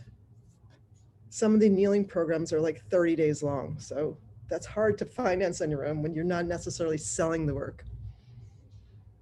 So that brings me to the future, where I am now and the future of what I want to do. I'm still working with bodies, with, in this case, ground up bodies shoved into like sausage forms, but using this as a dialogue, using the vernacular of glass making, which be it flora and fauna, I noticed it's hard to avoid the fact that these subjects are used a lot in glass. And in the case of a chandelier, it's typically beautiful flowers that are mimicked in leaves. So I flipped that on its, I went 180 on it and did a meat chandelier. It's like really bring in a sense of humor into the work. I think the feet were a little more austere and stoic and about temporality. And now I'm trying to like have a dialogue, but also like sort of bring humor into the work, not be so serious about the issues, realizing there's like right and wrong on both sides. So this is defining me as my aspiring female maesterness. And I did what the opposite of what the guys do. The guys made flowers, so I'm now making meat chandelier. Here's some close-ups on that piece. I really like to have fun with what I do. Then glass is definitely a lot of fun to work. It's very challenging. This is going to be a poultry chandelier. This one might be a table lamp though. It's kind of large. So this is where I'm going with the work. And you can see where I began with the work. I really do consider myself a sculptor, very highly influenced by Pinot's techniques. Those hands were some of the most important hands in my life. He gave me so much inspiration technically, and thank Venice for sharing these talents with us and bringing them to America. And this is the most recent piece. It's the most recent piece I'm doing. And this, if anyone comes to the United States, oh, by the way, write in the chat where you're from. I'm really curious where everybody's tuning in from. You could just quickly write hello from New York or hello from Belgium. I'm here from Gowanus, Brooklyn. I want to see where you're all coming from. But this piece is going to be shown in 24th of January. There's going to be a virtual opening, and it's 2 dogs, life-size. So now I'm working with life-size animals, 2 pet carriers, and a lot of dog treats. And here the message here is about Pavlovian psychology and control, and how instead of like dealing with the results of the issue, I want to deal with the core of what issues are. So anyway, thanks for having me in this show. Really appreciate it. That's the end of my presentation. Thank you so much, Deborah. Okay. So Norwood and Deborah, you guys both kind of represent, your work is very different, but you both kind of represent a kind of contemporary voice among many others in American studio glass.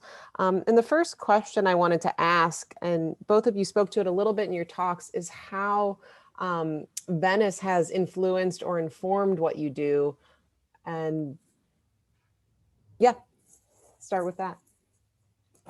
Kim, did I get us off a screen sharing? Yes, we are off of screen sharing. Okay. Do you want to go first, Deborah?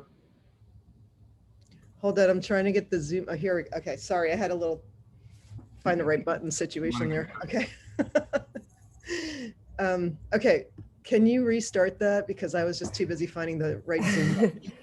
Yeah, my question was how Venice has informed your work. You touched on it a bit, talking about Pinot and the idea of the maestro, and I was wondering if you could elaborate on that more. I mean, as a younger woman, I was really into sports, and I really wanted to like excel physically at things. But later on, as I moved to New York, I met a group of artists, and then I was really getting into art. When I saw glass, I was like, ooh, the two are colliding, but now how do I make this into anything? So I started to take classes, and the bar there was to get as good as possible technically. And that came from, I mean, you can't read a book and really be good at glass. You just have to practice and watch. And so, of course, I watched Lino, and he was a master of blowing. And I thought I wanted to be a sculptor, though. I wanted to do it all, obviously. But so Pino was just fascinating at how much detail he could put into a piece. So that really made me wonder, what do I want to be that person? Do I want to be that person that puts so much detail? So I think I struck a balance between a couple of different styles of working. And anyway, did that answer your question? Yeah, definitely. Norwood, do you want to speak to that question a little bit? Sure. I mean, I think that for me, my kind of interest and engagement with Venetian techniques and history really started at Pilchuck in the early 90s.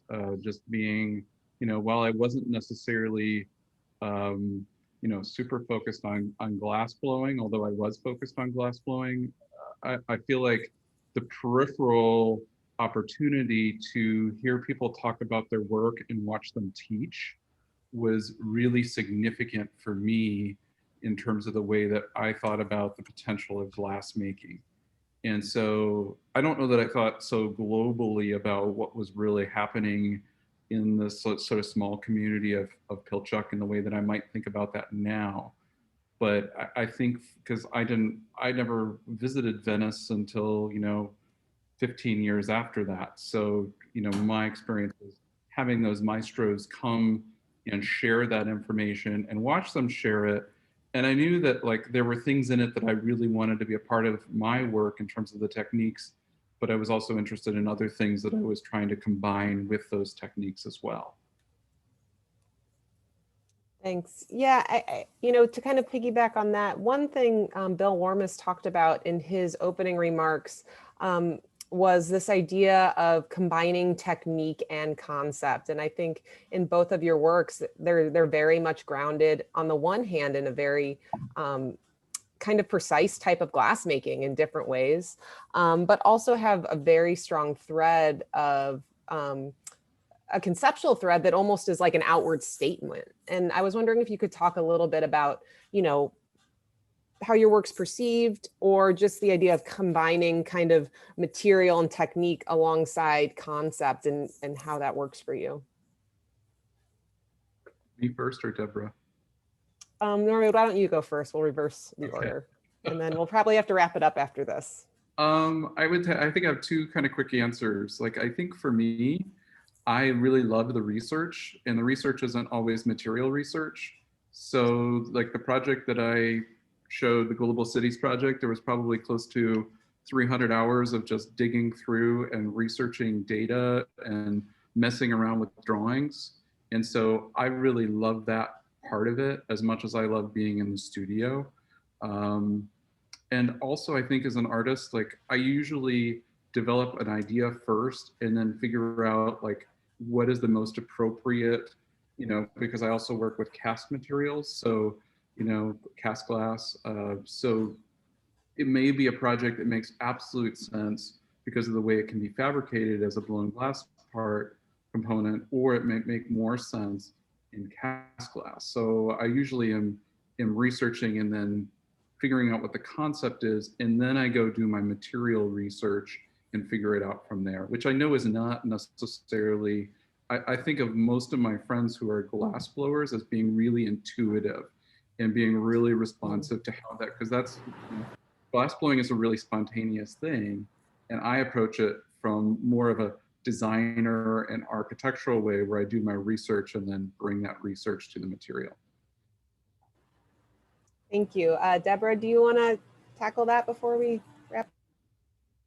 What was the core of the question again? I lose my chain of thought when I'm listening to other people. The question was about kind of combining technique and concept, and how that works in your practice.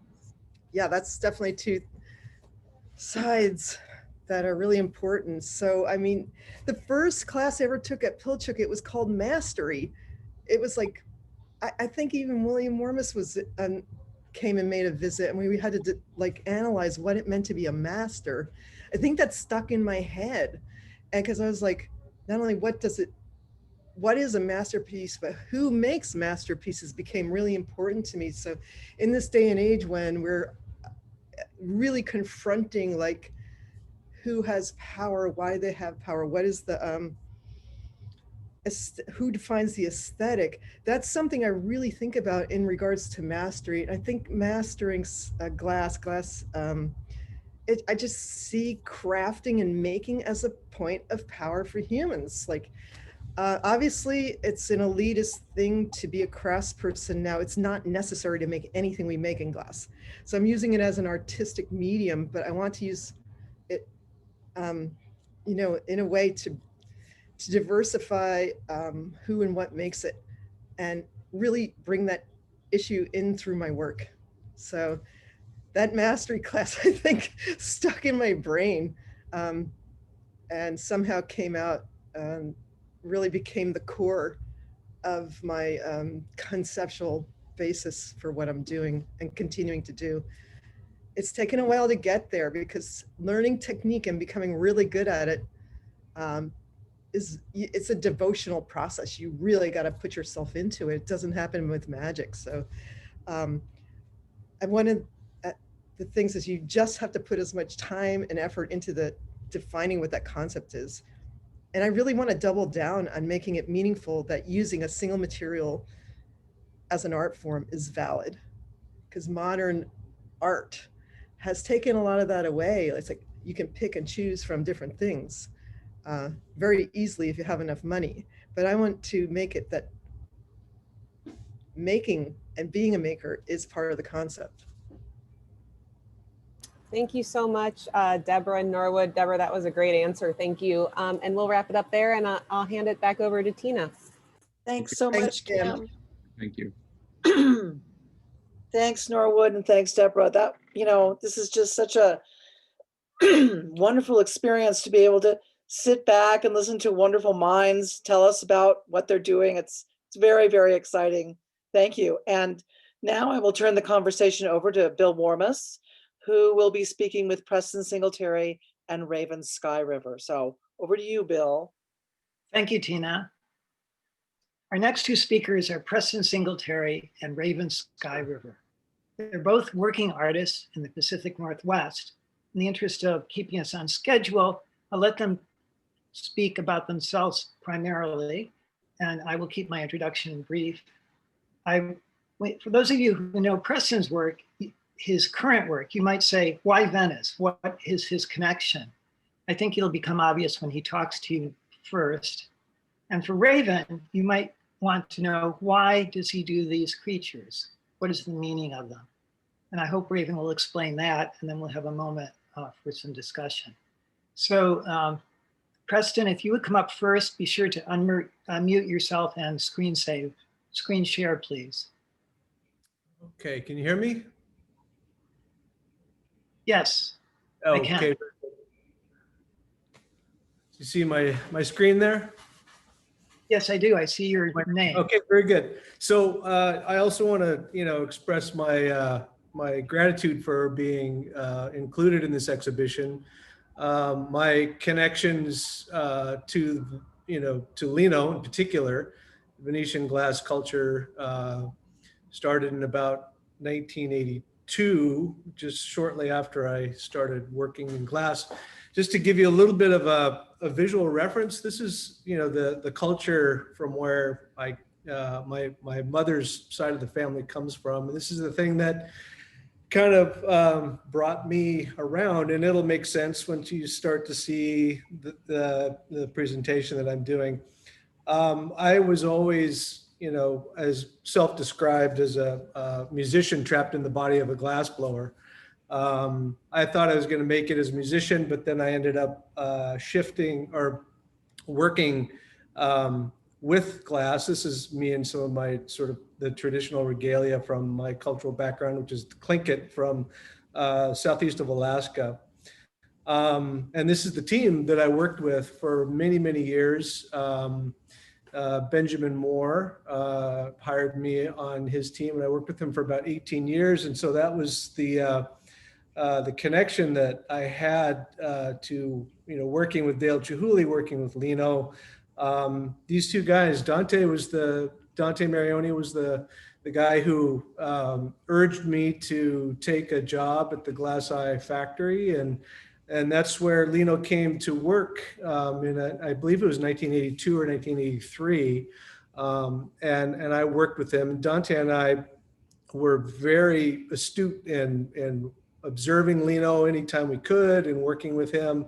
We became really close friends. And so a little later, working with Dale Chihuly and Lino, that's where I really forged my friendship with Lino.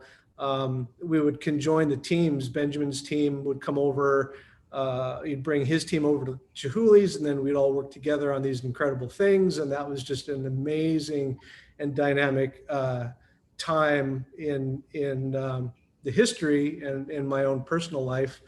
In the early days, what I learned from working and observing Lino and working with Benjamin and everybody was really, it was getting comfortable with the material. These are some of the earliest pieces that I made that were more about the glass blowing process. These are some of the first pieces that I actually made that were of any scale.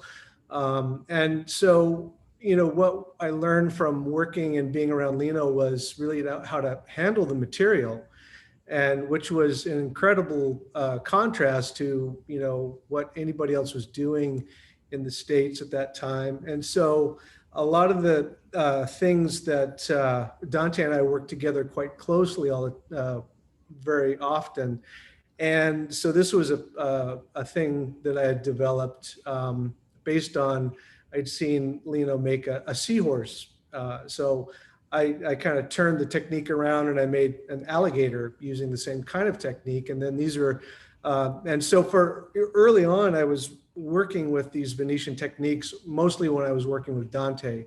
So Dante actually put these together.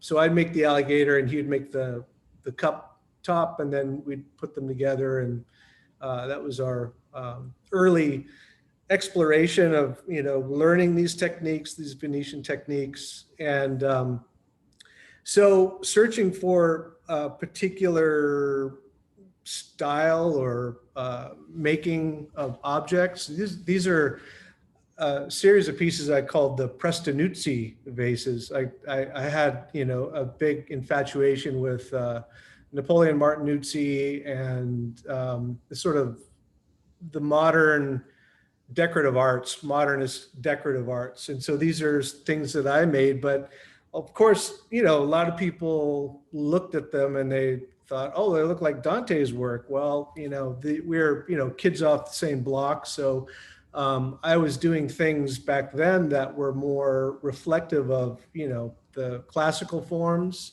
And so this is where I'm sort of developing my skills and, again, handling the techniques of making these glass objects.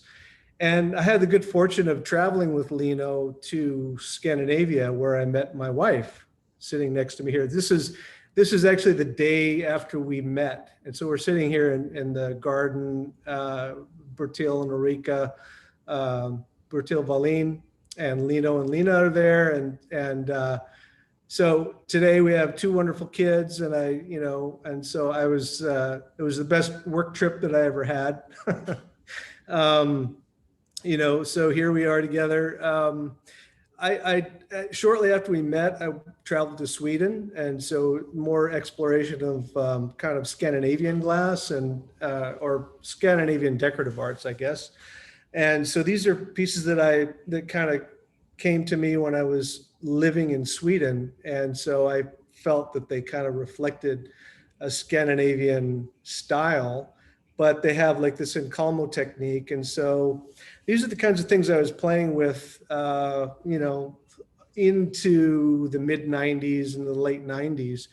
Of course, Pilchuck is where a lot of this you know, where I basically found myself as an artist. I was part of this Pilchuck totem pole in summer of 2001. We made this totem pole to honor the founders of the Pilchuck Glass School, kind of tying in my own cultural background. And this is where I'm really finding my identity as an artist. So this was an amazing, it was almost like a rite of passage to do this particular project. And even when I was there, there was Elio Corisa was there, and he was another Italian master, and he helped us make the hat form that sits on top of this totem pole, as well as workshops I'd taken from Pino Signoretto. So Pino was a big influence in me in terms of the development of my work. So at this point, I'm really, you know, exploring my own cultural background. And so trying to figure out how to incorporate the traditional designs into the glass. And these are basically, this is one of the big influences that Pino brought, or that I learned from Pino, was how to sculpt these bubbles that were a little thicker, and I could become more sculptural. So this opened up a whole new sort of direction for me. And I was able to play with some of the sculpting techniques and interpret my cultural background. It took a lot of different turns over the years in terms of being more playing with, you know, elements of modernism and primitivism, but all the time trying to, okay, so this is a piece that kind of harkens back to my glassblowing roots. You know, these are vessel forms that I would put these traditional markings on through the sandblasting technique, drawing the designs directly onto the form, and then carving, you know, which is how I get all this design work here. This is a quite complex form that is based on a rattle, which is a traditional object from the Tlingit culture. But again, taking a lot of cues from like Billy Morris and how he started to sculpt things. And as my skills evolve, then I start, you know, expanding on the vocabulary of, you know, how I can work. And I think, you know, the one thing that I still, in my own mind, what kind of brings the Italian aesthetic is more like the sense of grace and proportion and refined quality in the work. This is something that I always continue to think about, as well as, you know, the techniques that I learned just from handling the glass and learning what I can do with it and creating these sculptural objects. And you know, these are all very traditional. They reference, you know, this is a killer whale, which is actually my crest symbol, which, you know, represents my family, the tribal side of my family. And then too, playing with, you know, adding different elements. You know, the hair is also traditional in the tribal objects that are made. And so a lot of these things, you know, kind of refer back to mythology. And so I'm convinced that, you know, glass brings a new dimension to indigenous art. And so, you know, again, just playing with a lot of these techniques, and this is a bear, so, you know, representing these different stories and mythologies that come from the culture, and how do you bring it into you know, a sculptural form. You know, playing with elements of modernism again. These are some newer pieces that, you know, these mobiles, which I've always had an appreciation for, like Calder, and so I started playing with this type of format more recently. and then trying to play, with a little bit more of abstraction in the work. So now I've sort of branched out quite a bit to make more of these sculptural forms. These are traditionally carved totems that I work collaboratively with the carver. So I'll design these objects and then work collaboratively with the carver and draw out the elements so that they can make them for me, and then I'll have them cast in glass. And so this was the largest casting.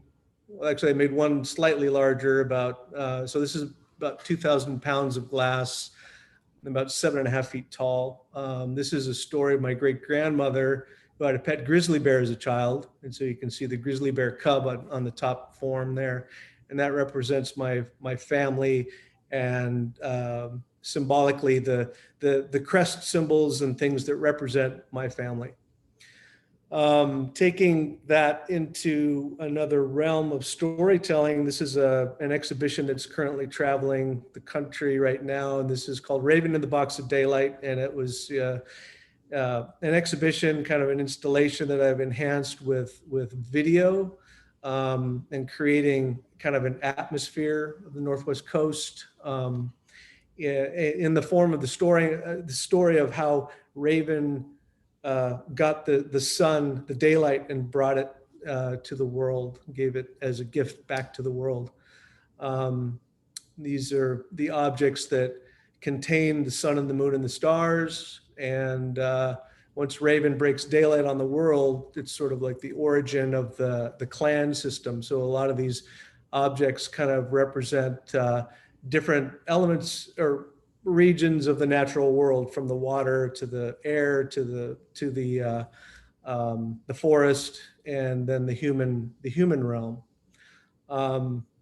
So in the spirit of like collaborating, and the way that I learned a lot of this technique from Lino and from working with all kinds of different artists, these are some of the collaborations I've done. And a lot of them, so this is one with Dante Marioni, of course, which was, it took us many, many years before we actually made objects together and then put our names on them, signed them conjointly. So this was a lot of fun and very natural for us to kind of work in this style.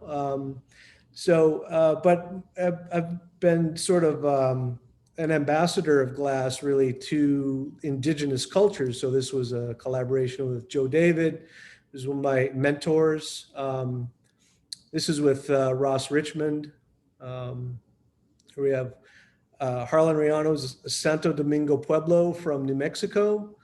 These are objects that I worked on with him. This is with Lewis Gardner, who's a Maori jade carver from New Zealand.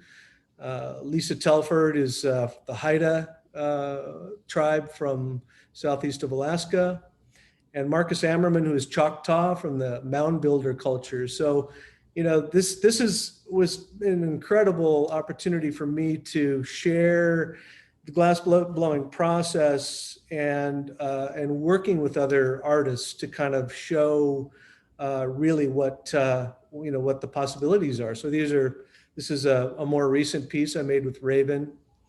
And then a brand new body of work that I'm working on for Jody Naranjo, who's also from New Mexico.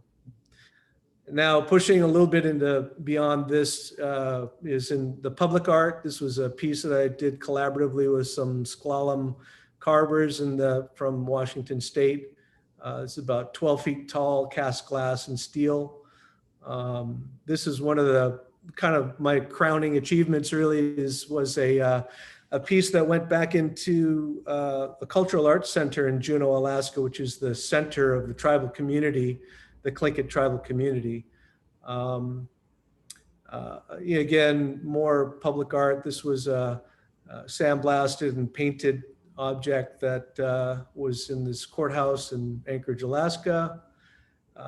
And so this is a kind of a new direction, and I still, so just wanted to share a little bit of that with you and to say thank you to Lino for all of your guidance and all of your incredible energy of sharing your culture of glass making with us. And it's quite evident that it is, it's a really dynamic community, and it's wonderful to be part of all of this. And so thank you very much. Thank you so much, Preston. All right, Raven, Yes. you're up next. You have to take off mute and put on sharing your screen. All right. Tina tells me we have about 10 minutes left in our panel for you to speak, and then we won't have time for a Q&A. So we're looking forward to what you Okay. have to tell us. I think that Preston answered many of my questions anyway, and I suspect you might as well. So I hand the virtual stage and the real stage in life over to you, Raven Sky River. Thank you. So you guys can all hear me? Trust. All right. Yes, I can hear you. Okay. So everyone was so eloquent in speaking. I tend to meander a little more, so I just wrote down some things. So I'm going to read a bit so I can stay on topic. So I think most American glass artists regard Venice, and specifically the island of Morano, as a form of Mecca, a place worthy of pilgrimage, and I'm no exception. When I first started blowing glass with my mentor, Lark Dalton, I was rolling up cane and making spiral glass, emulating the Venetian aesthetic and idolizing the great masters. And all these things I made in my own little studio that Lark helped me build on Lopez here. And the glory hole is like 6 inches, so everything's just tiny. And I guess it was in 2001 that I had the opportunity, which is crazy because it's 20 years ago already, but it feels like yesterday. It just, everything's burned into my brain. But I had an opportunity to go to Venice and take a class with Davide Salvadore. And that was just revolutionary in my understanding of glass, the material and the culture behind it. And the generosity of the fellow teachers and the visiting artists and their technical mastery was just so inspiring and dumbfounding. I was completely blown away, and it just left an indelible mark in my appreciation for the material for glass. And I just want to take this moment, Lino, if you're still on here, just to thank you so much for inspiring generations, continuing to inspire generations of glass workers. It's just incredible. So grazie mille. Thank you so much. You're an amazing influence on all of us. So I guess it was in 2003 when I was asked by Karen Willenbrink Johnson to join her on the William Morris team. And Bill was a huge inspiration of mine, and getting to work in the same setting as him was just a dream come true. It was incredible. And but the person who taught me the most about color application and technical approach and all of that was Karen. Karen, I worked with her for 7 years by her side, and she just shared so much knowledge and was so giving with all of her wealth of knowledge. And so I can't even express what she shared with me as far as just technical approach and color application. It was just something that shaped me and will continue to shape me and my path for sure. So, and she also shared stories of Pino and his mastery, and I wish I'd had more time to spend in his presence and watch him work. I did get to see him work some, and just incredible sculptor, and he's left so many beautiful objects behind as evidence of his mastery. And so working on Bill's team made me gravitate towards sculptural forms in the narrative that I could create with those forms. And so for me, I think a lot of it is study of form. And I just want to give each object a little bit of life. So I'm hoping that these creatures, you know, transmit some life in their gaze and in their posture. And even though it's a static object, I want it to have a sense of motion or dynamic sense to it. So it's like capturing something in a moment. Having grown up close to the land and trying to honor that connection has always been a constant thread in my work. And so I just continue to follow that thread, and as the work evolves. I'm interested in the connection between predator-prey relationships in the natural world and the concept of one health. It's an idea that a healthy environment translates to healthy humans. Living here in the Northwest, we don't have to look further than low salmon returns and endangered orcas, our two most iconic symbols of the region, struggling to survive due to polluted waters and changing climate. The implications for humans are dire. And I want to highlight the amazing biodiversity in nature and draw attention to what we stand to lose.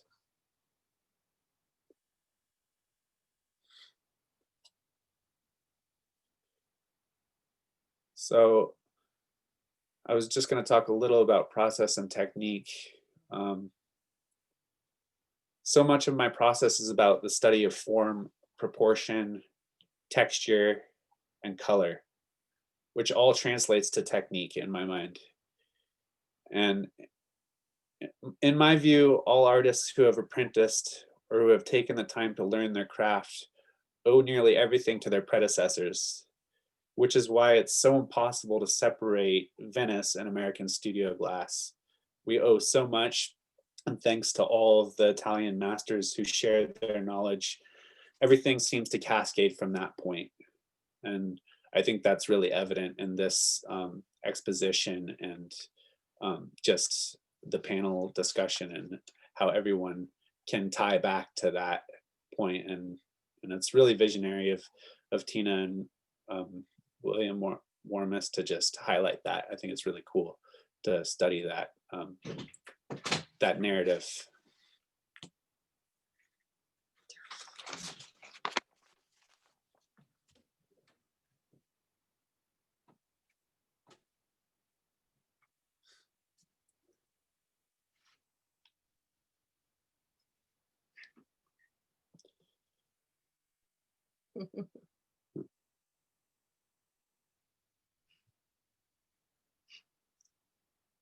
And I want to use everything that's available to me as far as technique goes. So I'm not shy to put dichro in anything or use any of the techniques that are available. I would, I'm still a little hesitant to do Reticello because there's other people that are so good at it. So, and I just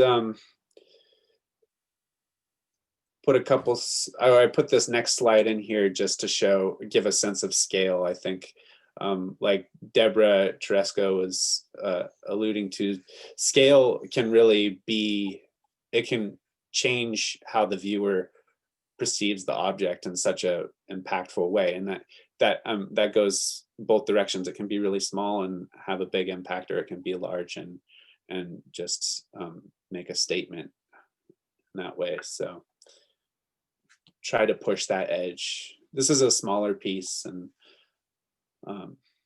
again, I'm very much a glass person.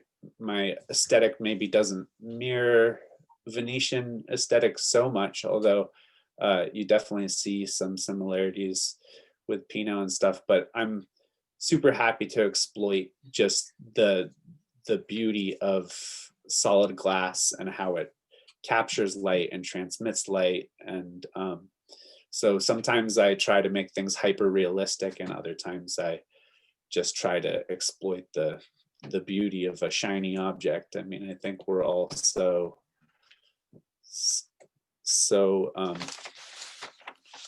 mesmerized by that. And this piece is one of the most technically difficult pieces that I've executed. It took well over 100 hours to make this piece. It's each individual part is made separately, and then I apply a sandblasting resist, and by painstakingly cutting out each individual sticker and sticking it onto the fin like a puzzle. And then and I choose to do it that way so that it's a little bit more organic, instead of just cutting it out with a plotter or something like that and laying out a pattern. And then take each individual piece and heat it back up and stick it together. And the first time I tried this piece on a large scale was actually at the Corning Museum of Glass for their gas demo in 2006, I want to say. And it was something that took all this time to make all the parts, and then shipped it out to New York and picked all the parts up and put it together in about 2 hours. So so that was really interesting, an amazing experience. I was completely nerves, which was fun in a weird way. And it was just a testament to teamwork, and teamwork is really a huge part of the process for me in glass working. And so I think for me in the process, working with others is so much of what it's about. And being out there and teaching and sharing influence and ideas.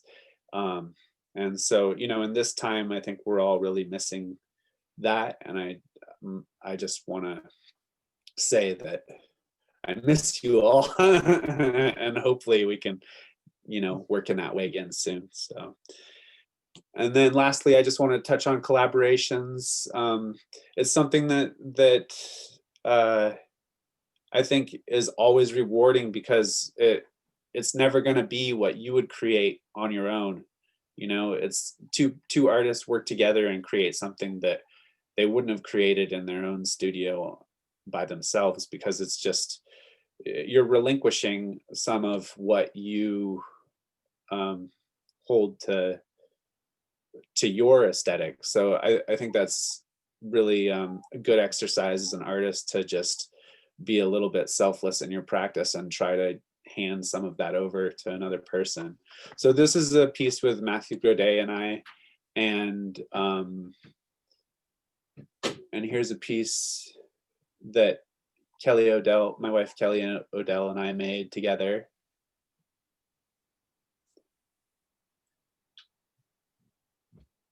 And here's a more recent shot of some collaborative work that I've been doing with Preston, which I super enjoyed.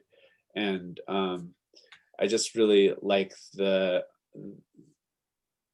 canvas being the creature, and then the imagery kind of reflecting that, and both being traditional and contemporary in the same time is a really interesting aesthetic. And I was hoping we would have some time to talk more about it in the panel discussion, but it sounds like for the sake of keeping on schedule, we might not have that time. And this is my family, my little family who I love, and we've been working the past 2 years pretty solid on building a studio. So we're getting a lot closer, and we're really excited to start creating work here at our home. And yeah, so that's our big project right now. So thank you all so much for joining, and I'm done here. If I can stop sharing. Thank you so much, Raven. I really love the faces on your creatures, and thank you, Preston, too. In order to keep things moving along, I'm going to pass it on to Tina Oldknow, our moderator. Thank you, Bill, and thank you, Preston and Raven, so much. I'm so sorry that we couldn't go to questions, and we probably won't for the next session either, but you know, usually we would have an entire day for such a conference, but given our Zoom format, we really have to limit it. But thank you so much. Now, in my session, I wanted to really kind of get together some women artists who are sculptors and designers, some of whom have worked in Venice, some of whom were pioneers in terms of women in the hot shop. And so today I will be talking with Flora Mace and Joy Kirkpatrick, Tina Offiero, and Kate Rhodes. And I will go ahead and ask Flora and Joey to please start their presentation. Thank you, Flora and Joy.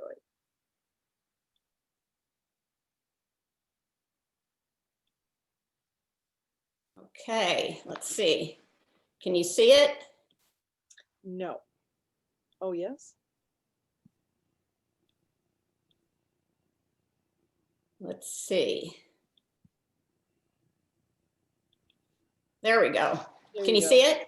Yes. We good? Thank you so much, Tina. Thank you, Bill, for such a wonderful show. This morning has been just a great opportunity to be reminded of the rich sharing with our friends of Italy. And we all have a lot to appreciate of each other.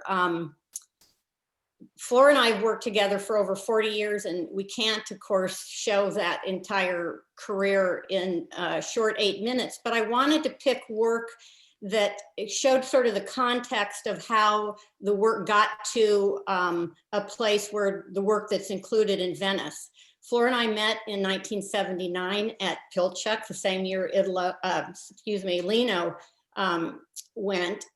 So we met him in the first session, I think. And let me make sure I can.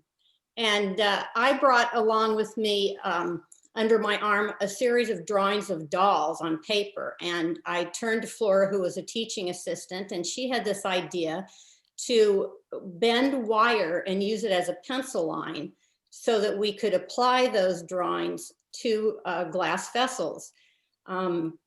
Once we worked out the annealing situation, because of course metal and glass don't always mix, you know, wonderfully when they're hot, we turned to Flora's technique of using glass threads to make drawings. She had worked for years with Dale Chihuly on his Navajo blanket series, and we decided to use that technique to fill in the wire and make cylinders such as this. So the dolls kind of became narratives where we would pit dolls against each other. They were personas of a sort. But we really felt limited at the time. This was like in the early 80s, and we felt limited by scale. The technique and the technical abilities in the early 80s, nobody could blow as big as they even can now. So what we decided to do was take the figure off the vessel and start fabricating sculpture that was much larger. This is a piece called Figure Harp, where we introduced wood into the work for the first time, and we're talking about the figure and finding one's voice. We also made work of figures moving through the landscape, and this is a piece called Voyage Carrier. And the heads were mold blown, and the figures themselves were freehand blown, and then of course the woodworking. You'll find that all of our series really start with drawing, and I was looking for an image of the harvest when we were making this figurative sculptural work.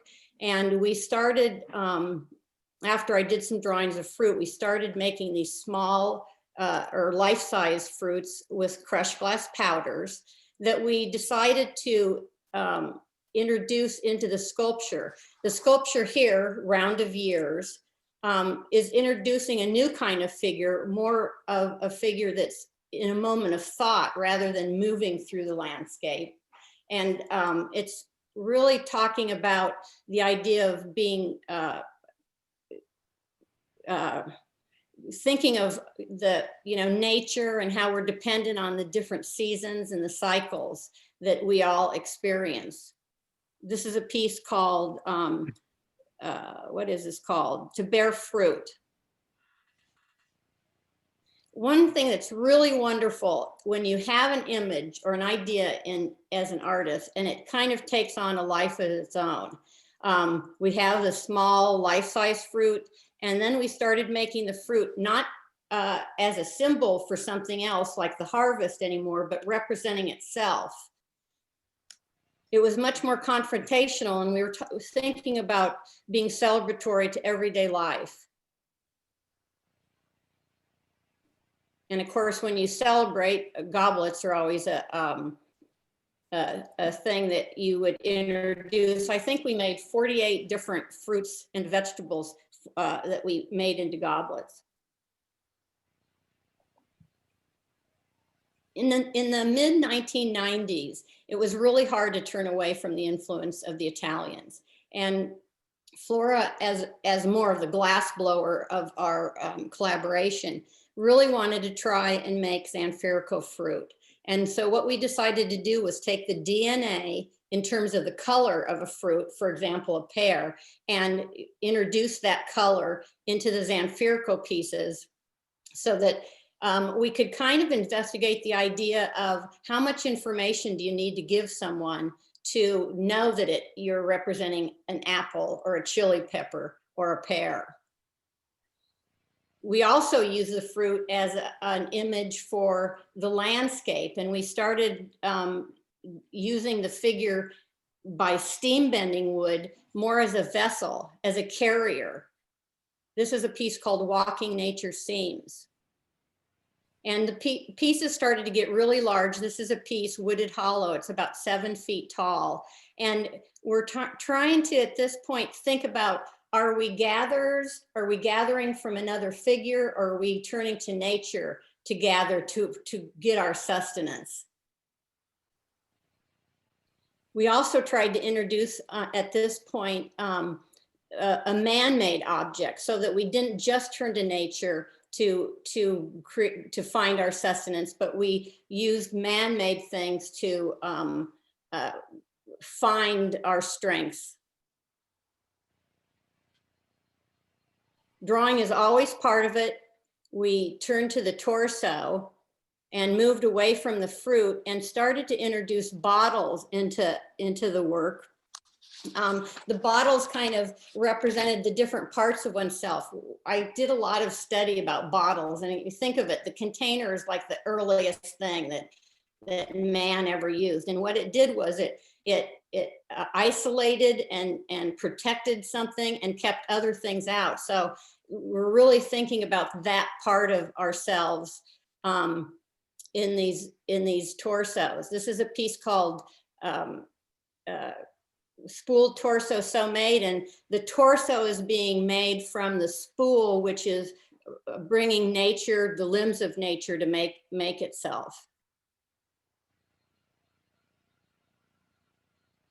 We often tried to introduce spools, sort of a nod to women's work, and in this case, it was an old tool that our grandmothers used to use from a small spool of thread where they would put fiber inside and create, I think they created hot pads, but we tried to create a braid so that we eluded the fact of women finding their strength. This is a piece called By Means and Measure, and it's about 5 feet tall, 6 feet tall. And that leads us to a piece that is in the show in Venice. It's called The Edge of Certainty, and it's really based on a Jungian essay that you only really know so much from your point of view as a human.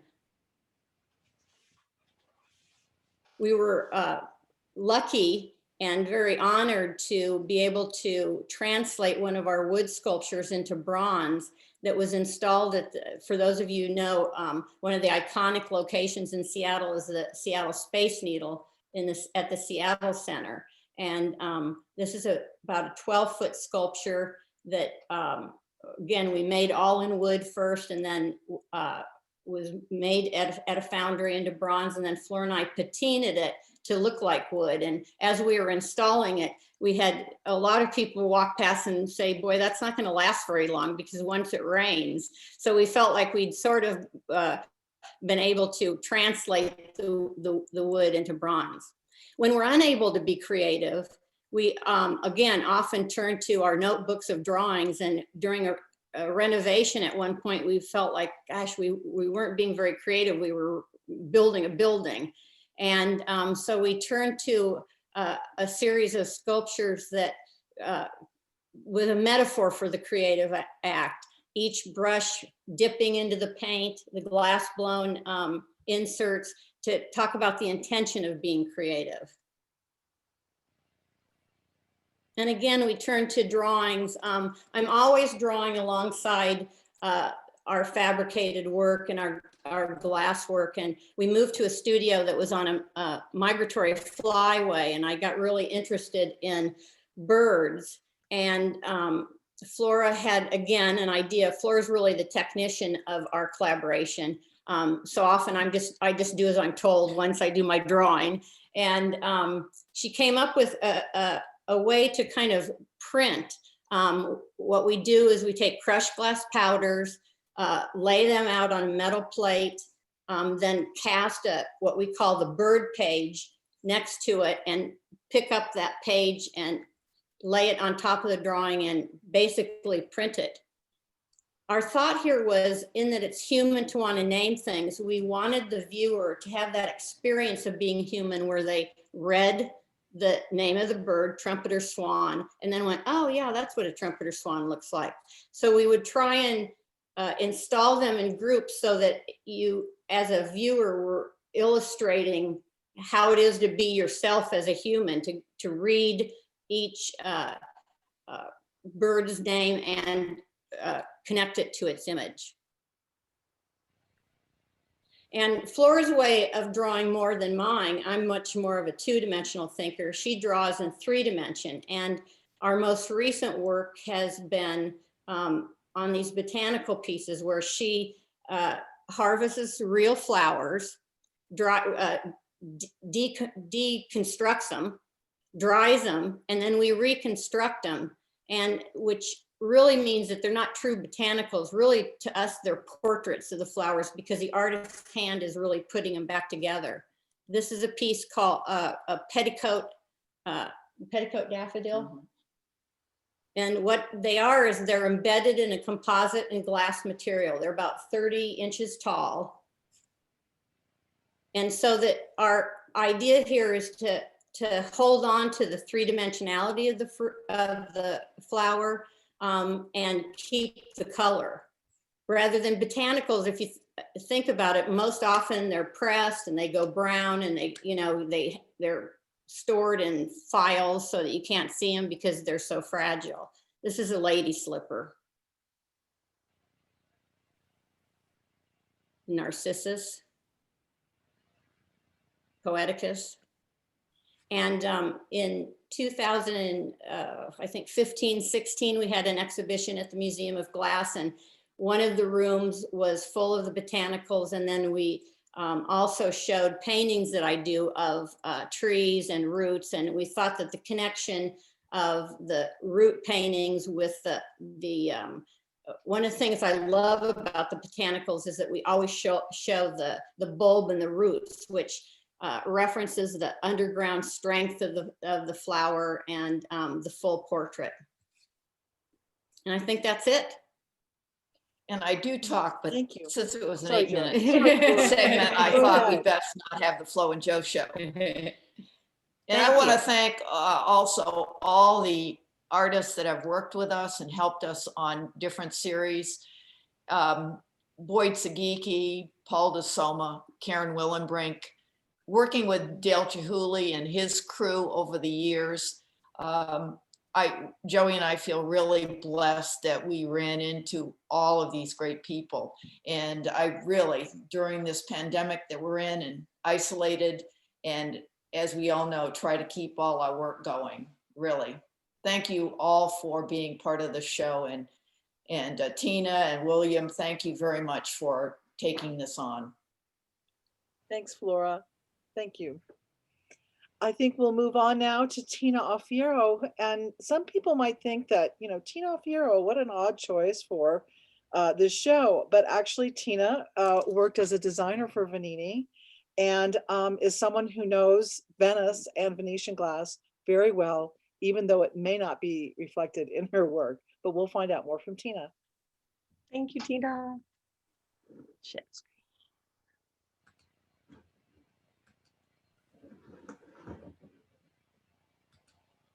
Hi, everybody. Yeah, I'm pretty much working a lot of different materials, and I've been working probably close to 40-something years. And it's such an honor to be here with everyone. And I want to really thank Tina and Bill for this show. To be a part of this is really super, and to see everyone there. I wish we could all see it together. Thank you. I began to use glass in the late 1970s at the Rhode Island School of Design. And I was a terrible glass blower and still am. And with these challenges, I gravitated towards kilns. When I was younger, I drew, of course, and I drew a lot of people's portraits. And I often made these portraits became masks. And I started to really try to catalog some very important people in my life.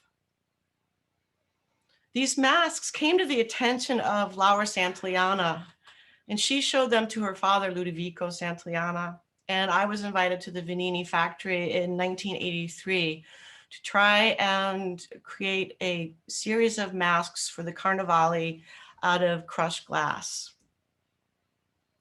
I spent a year at Venini, and I was able to also work as a designer in the factory. I handled a lot of the normal day-to-day designing things to do with goblets and lamps, but I also had unique pieces made.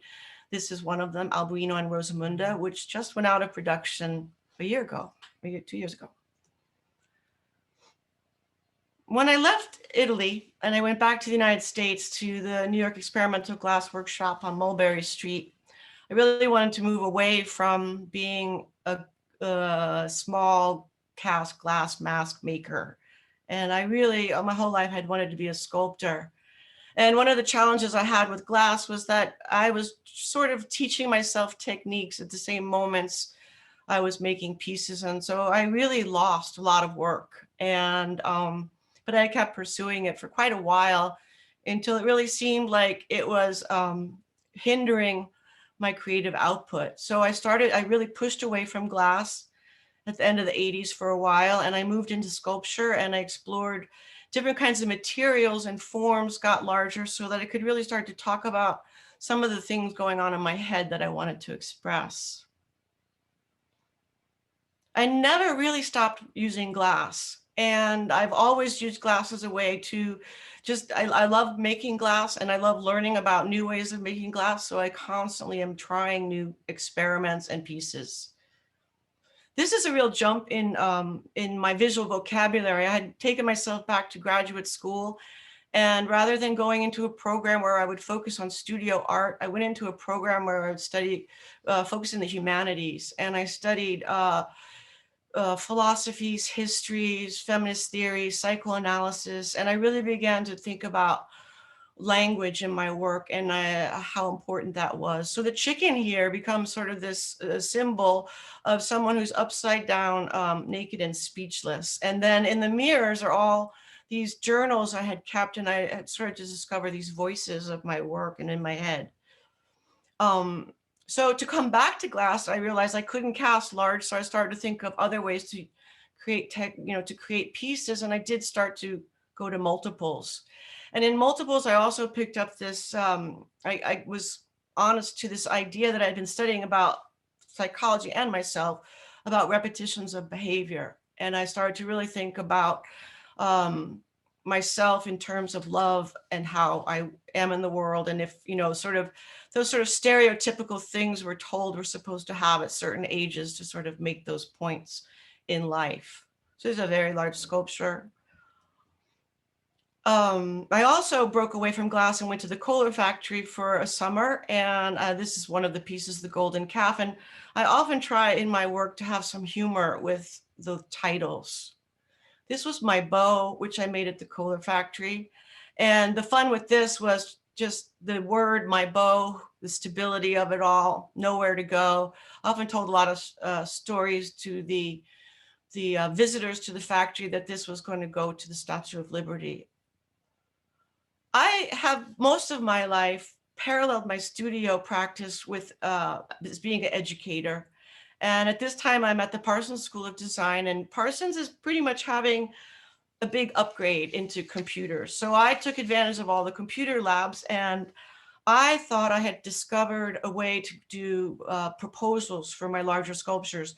This is a piece called Cat Swan. It's quite big. It has about a 4-foot wingspan.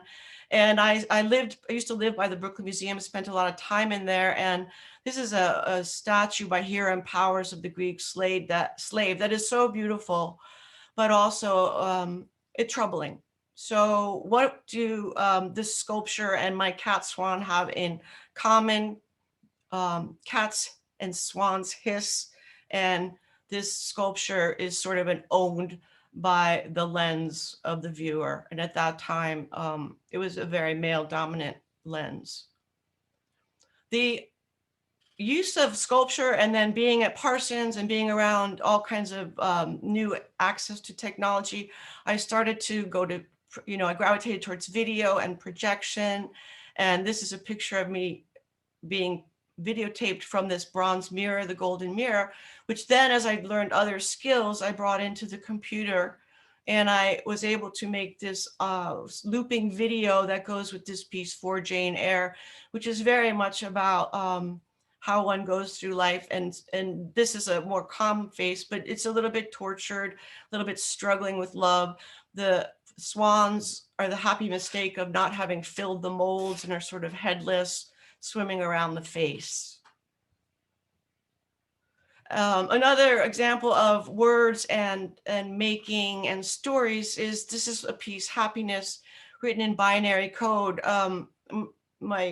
After I went to graduate school once and I was teaching, I needed to go back to school again to get some chops under my belt to teach.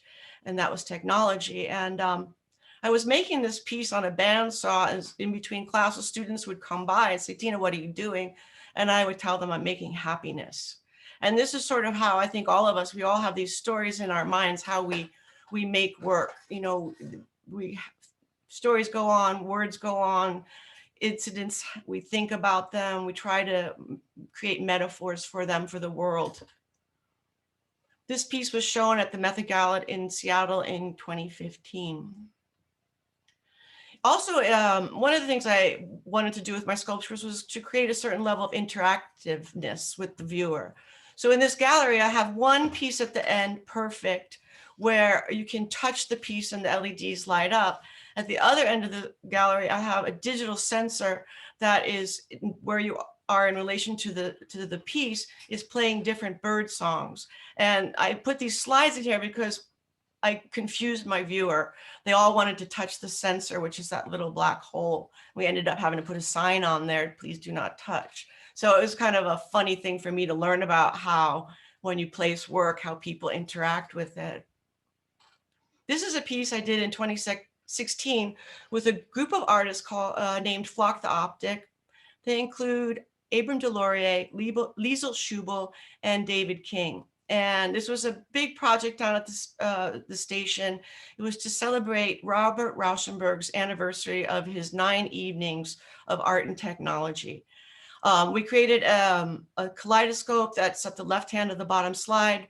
We had the snow geese are all on a sensor and metal cams. So when you walk by the sensor, they start to fly. And when you look into the kaleidoscope, a USB camera catches your picture and projects you through the flag. And so this is sort of our portrait of Skagit Valley, where we all lived and worked up here near Pilchuck. And it was also right before the presidential election of 2016. And I really felt it was important for people to ask me, why is that flag there?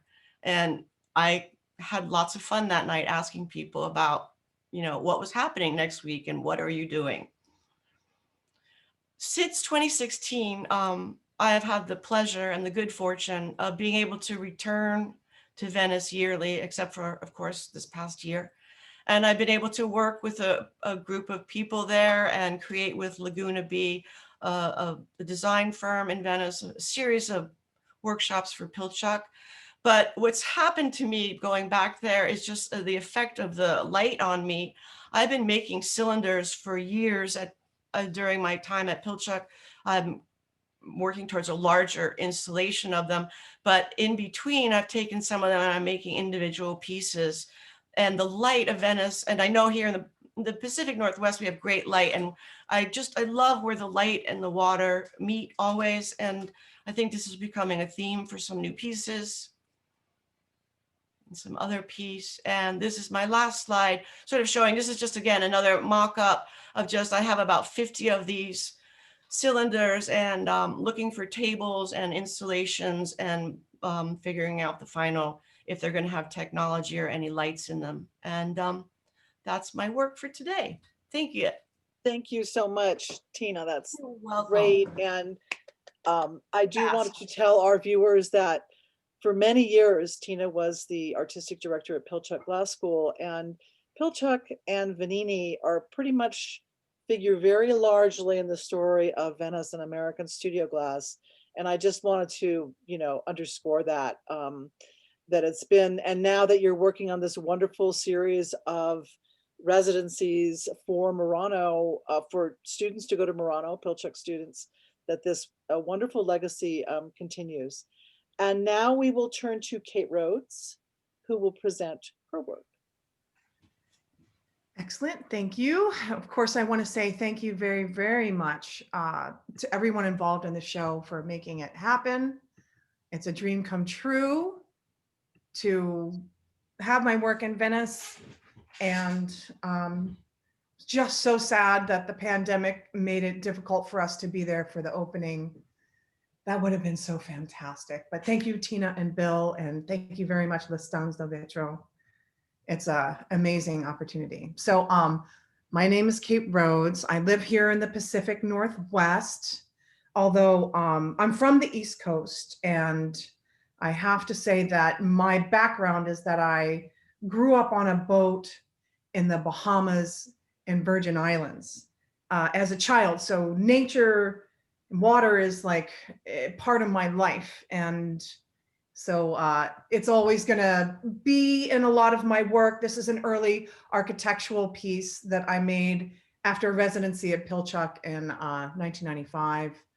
I'm going to talk about my vessel making first. I have a number of different series, but I'll keep it simple, saying that I started making glass at Rhode Island School of Design. And within the first year, I was exposed to Lino and also Pinot Signoretto working. And then that following summer, I got to watch Dick Marquess work at Pilchuck, and it all affected me so much. I'm I had PTSD. And so organic mathematics really helped to chill me out. And here you see me, a member of the B team in maybe 1991 in California, toured California with the B team, working on some Marini. I like combining Marini and cane to create the flowing combinations, has a lot to do with being underneath the water. And my mom ran a dive business when I was young. I did a lot of diving, even before the age of 10, always in the water. And you can see here the OG pattern I developed around 1999 with just the Marini and the cane moving around each other. This is the piece that's in the show right now, one of my works. I was very fortunate to take classes with Lino over a period of years in the 90s. And I appreciate him so much for opening my eyes to the possibilities of patterning and cane and Marini, but also for his advice on what to do with my designs. He always told me to be more modern, not to get stuck in looking back at Venetian tradition, but to try to move forward and to push forward my ideas. Now, I came from a painting background, so I love color and form, but I also like foreground, middle ground, and background. After I finished grad school in 2001, I got a Fulbright Unfortunately, Venini, they were looking to sell the company. So I ended up at Scuola di Vetro Battisanetti for about a year. And there I worked, Rosa Barbier-Mentasti, who is a glass art historian, was the artistic director when I was there. She facilitated me getting to Italy, and that was fantastic. But the school is very disorganized. On the left is Silvana Gubetta, and she was the secretary for the school, and without her, nothing would have happened. And of course, Rosa Barbier-Mentasti on the right there in the school. This school was really great because it was built to educate the people of Morano, people who worked in factories, etc. They had free classes they could take on technique, theory, computers, drawing, a lot of different things. The school was made in good intentions, I think. But being in Morano and Venice and living there, I was around the water so much. And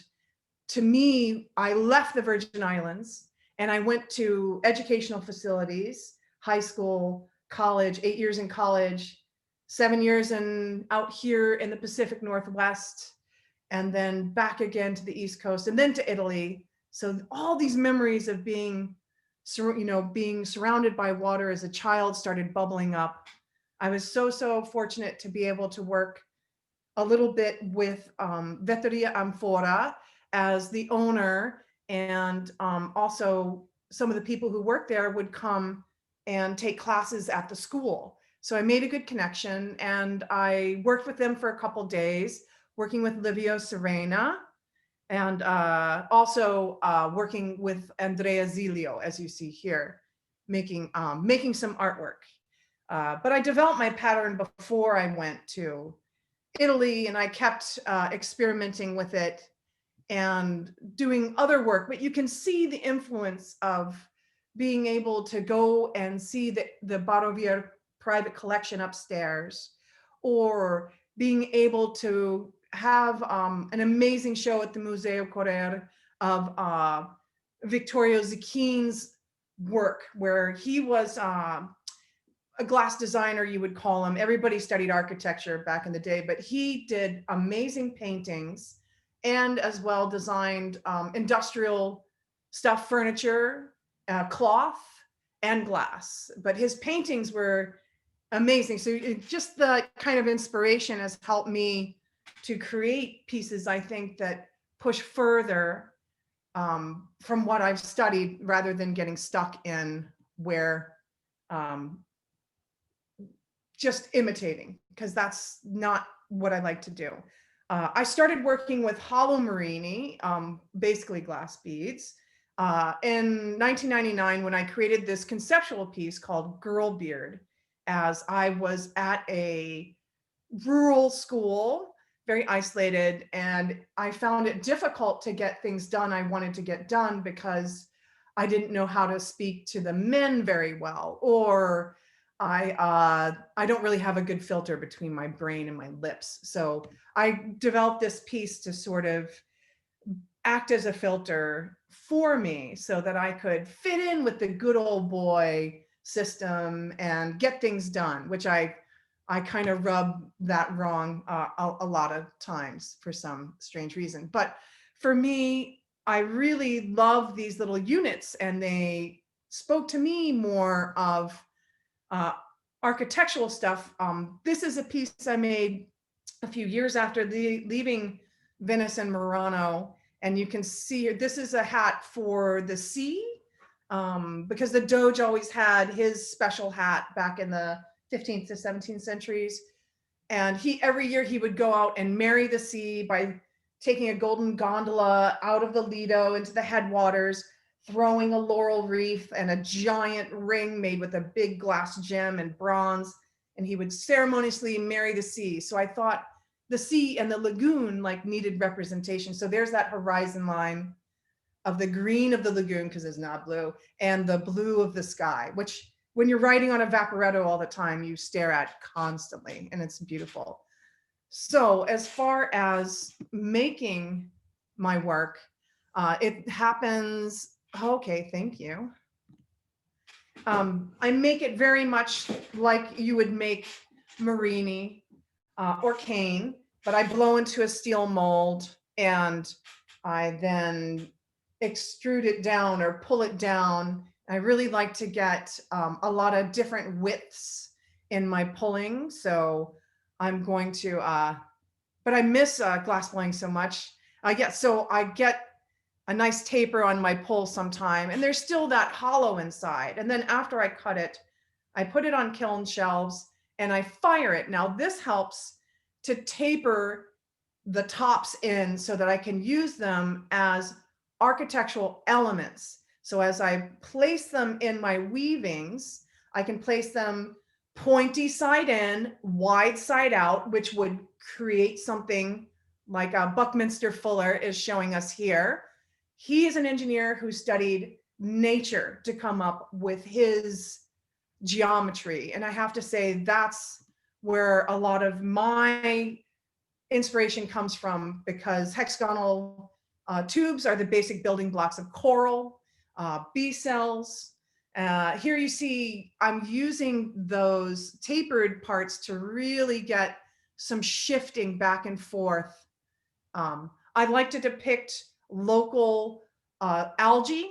I'm big into algae. This is like a cameo cutout of a long thin ribbon of alaria or sugar rack. This was in the show. You can see the termination. It's like a cameo. So my work not only represents plants, but also animals as well. The way animals move underwater too. And it's very difficult when you look at my pieces in a flat image to be able to understand how the undulations work. So this is a fantasy seaweed. It has no relationship to a real seaweed. But oops, sorry, it's going to be a little loud, but I'm going to show you that there's a lot of dimension to the work and a flowing movement back and forth. And they look a little bit like glass sponges or nudibranchs, kelp, a lot of different things. And I'm very lucky that I'm able to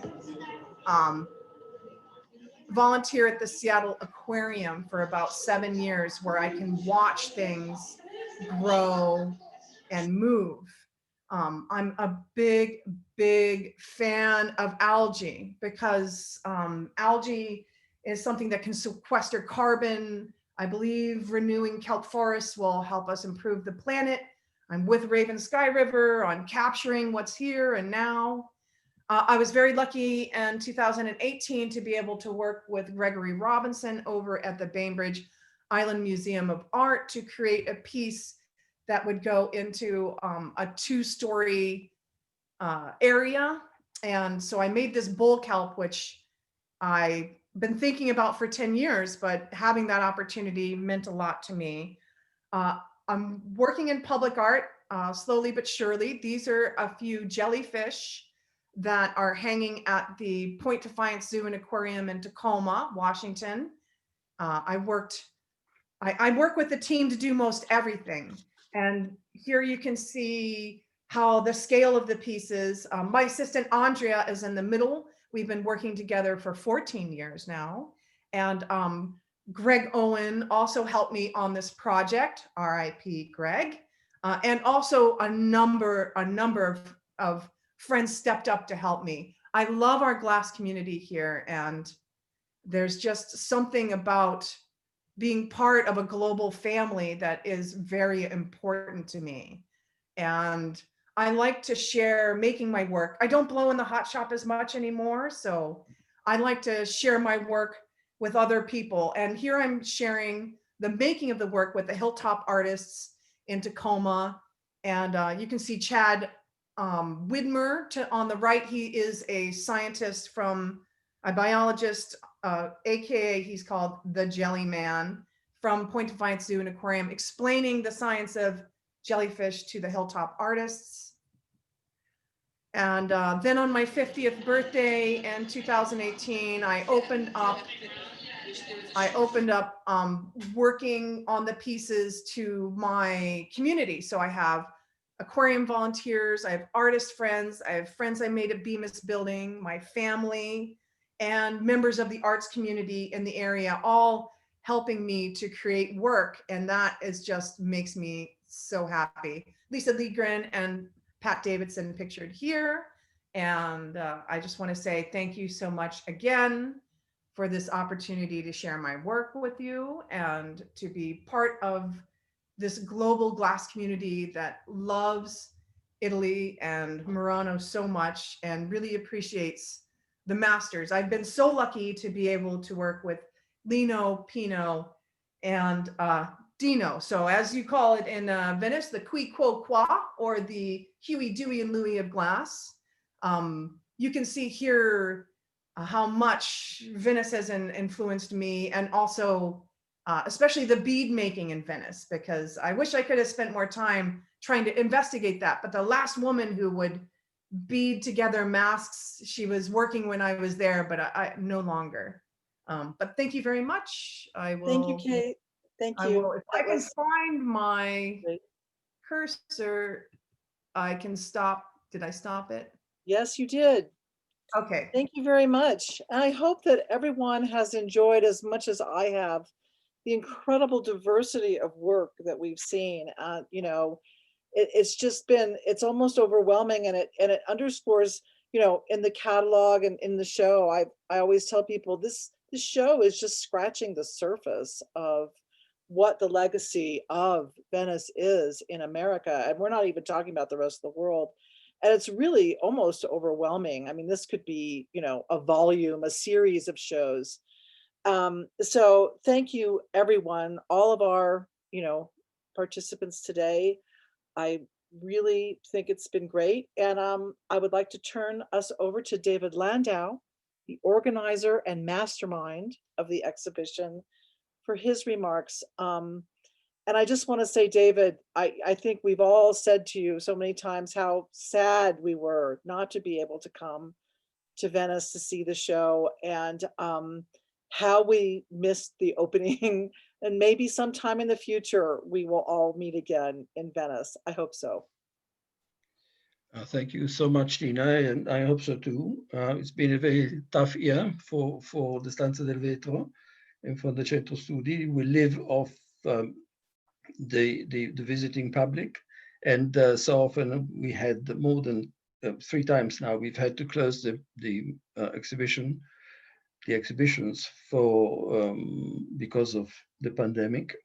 But we have kept fighting, and you can visit the exhibition, and I'm sure you have, with a virtual tour and with a film, which is very detailed film and very beautifully made. And I hope you will do that. There are 3 sentences that struck me in this marvelous 2 hours we've had together. One is you can do anything in glass. The second is glass is such a compelling material. And the third is glass is a bottomless pit of inspiration. That was Deborah's contribution, which was, I think, is marvelous. And that is in a way why my wife and I, Rose and I, set up the Pentagram Stiftung, which is a foundation based here in Switzerland, where I'm speaking you from. I'm speaking from Celerina, which is a very tiny village in the mountains of Switzerland. The temperature outside is -22. I don't know if that beats any of you places, and certainly beats the Bahamas. And it was here that we conceived the idea that we realized the glass can do anything. And we decided, as big Venini collectors, and now you'll see the connection with everything you have said today, that we wanted to set up something in Venice through this foundation. And we set up 2 things: the Center for the Study of Glass, which has become the most important, obviously, Center for the Study of Glass in Italy, and particularly of Murano glass, and also the repository for the archives of now dozens of furnaces in Murano in the 20th century and contemporary, and with a lot of work of artists. We've just received, amazingly enough, Pino Signoretto's papers, and they will live with us forever in the Fondazione Cini. And by the way, if all artists could send us for our library spare copies of their catalogs in the past, it would be a tremendous present for us. The other part of what we do is the Stanza del Vetro, as you know. And in there we have had two types of exhibitions. One, it's an historical approach to particularly Venini history. As you know, we are very attached to Venini, and we think, as is incontrovertible, that Venini was the most important Milanese factory in the 20th century, and at least the most advanced factory throughout its history. And so we've had a number of exhibitions of great Venini periods and masters and designers. On the other hand, we wanted to show another side of the story of glass, and that was the story of glass in other countries, not only Murano. Whether it touched on Murano or not, we showed Austrian glass and French glass and Finnish glass, and we showed not only the past, but also the present. We showed contemporary artists, and like, as you mentioned, Laura de Santillana and Alessandro de Santillana, her brother. Laura, it was at Laura's house, in fact, that Tina and I, spurred by Laura, decided to have this mad exhibition that we are all talking about today. And I want to remember her with enormous love and affection. So we put together history with contemporary art, and today, as it's been shown in all this, in all your talks, we've gone through all the span of contemporary art and conceptual art. But what has remained obvious in everything we've said is, as Tina said at the beginning, the centrality of Venice. The techniques of Venice, there were techniques that were really only used in Murano, through time, and particularly through the work of some of the giants that we talked about today, became global. And they were completely reinterpreted and innovated, and from insular, as we also heard, we became global and cosmopolitan. And you have shown today how amazing things you have been able to do with your hands and with your brains. It is obviously clear from everything you said that there are some major pivots, as it was called. Lino has been called a pivot. I don't think anybody in history has been called at the same time a pivot, probably, a pope, unlikely, and a pivot and a pope and Maria Callas. I don't think I've ever had such a combination of descriptions, but I think it does. They do describe Lino as the great center of this amazing relationship between Murano and America. And what they do demonstrate also how by loving glass you can express yourself. And it was, I don't know, I think it was Bill who said, the glass becomes close to me. And that is a fundamental part of the interaction between the visitor, in the case of the Stanza del Vetro, and the work, which is what you produce. And another, I think it was Tina, who said, I'm making happiness. She made happiness through a code. And Lino said, I become free when I make glass. And I work like an artist. And I think this is an important point for Morano, because the future, Morano is, as you all know, in great trouble. And the future for Morano is to allow itself to be a vehicle for artists.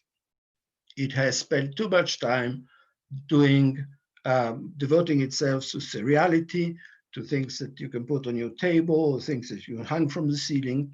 And that is perfectly fine if that continues. But at the same time, Morano has to open itself more, although it has started doing that on some scale, to open itself more to artists wanted to try things. And it's not fair, with all the immense respect that one has for Pilchuck and Seattle and Tacoma, that artists from Germany, Belgium, Denmark, or wherever have to fly all the way to Seattle to make express themselves in glass. Morano is much closer.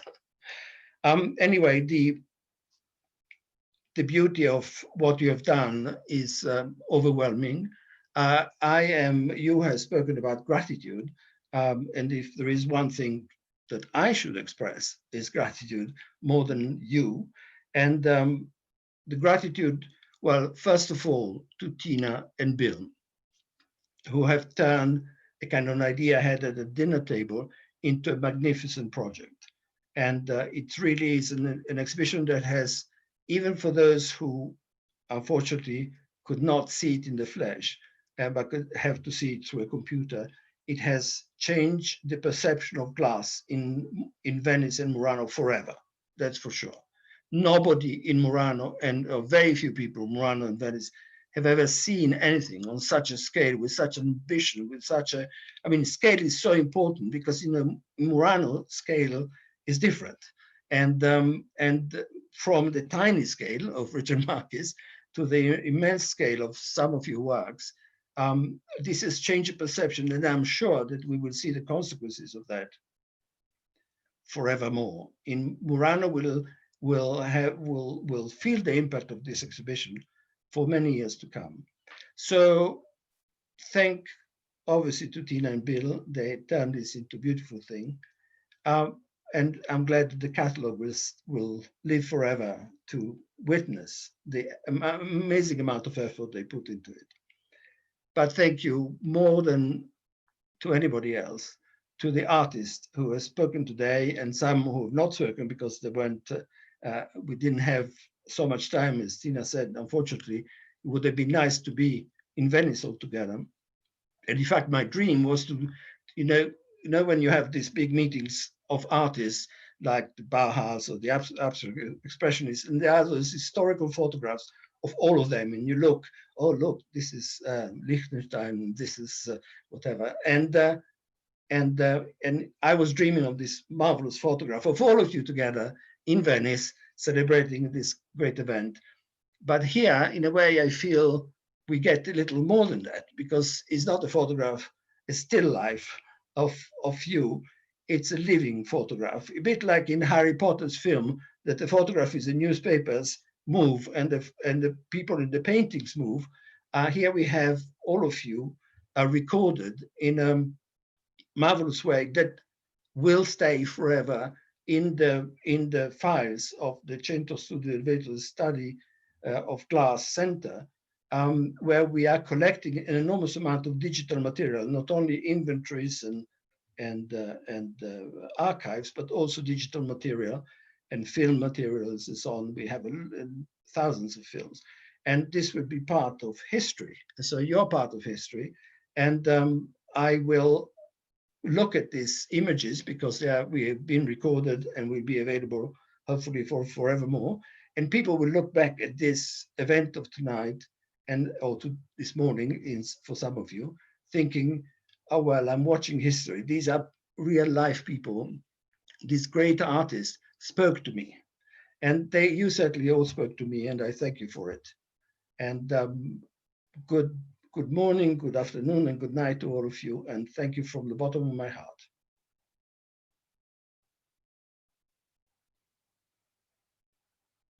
And I think now the fun is over. Thank you so much, David. Thank you, David.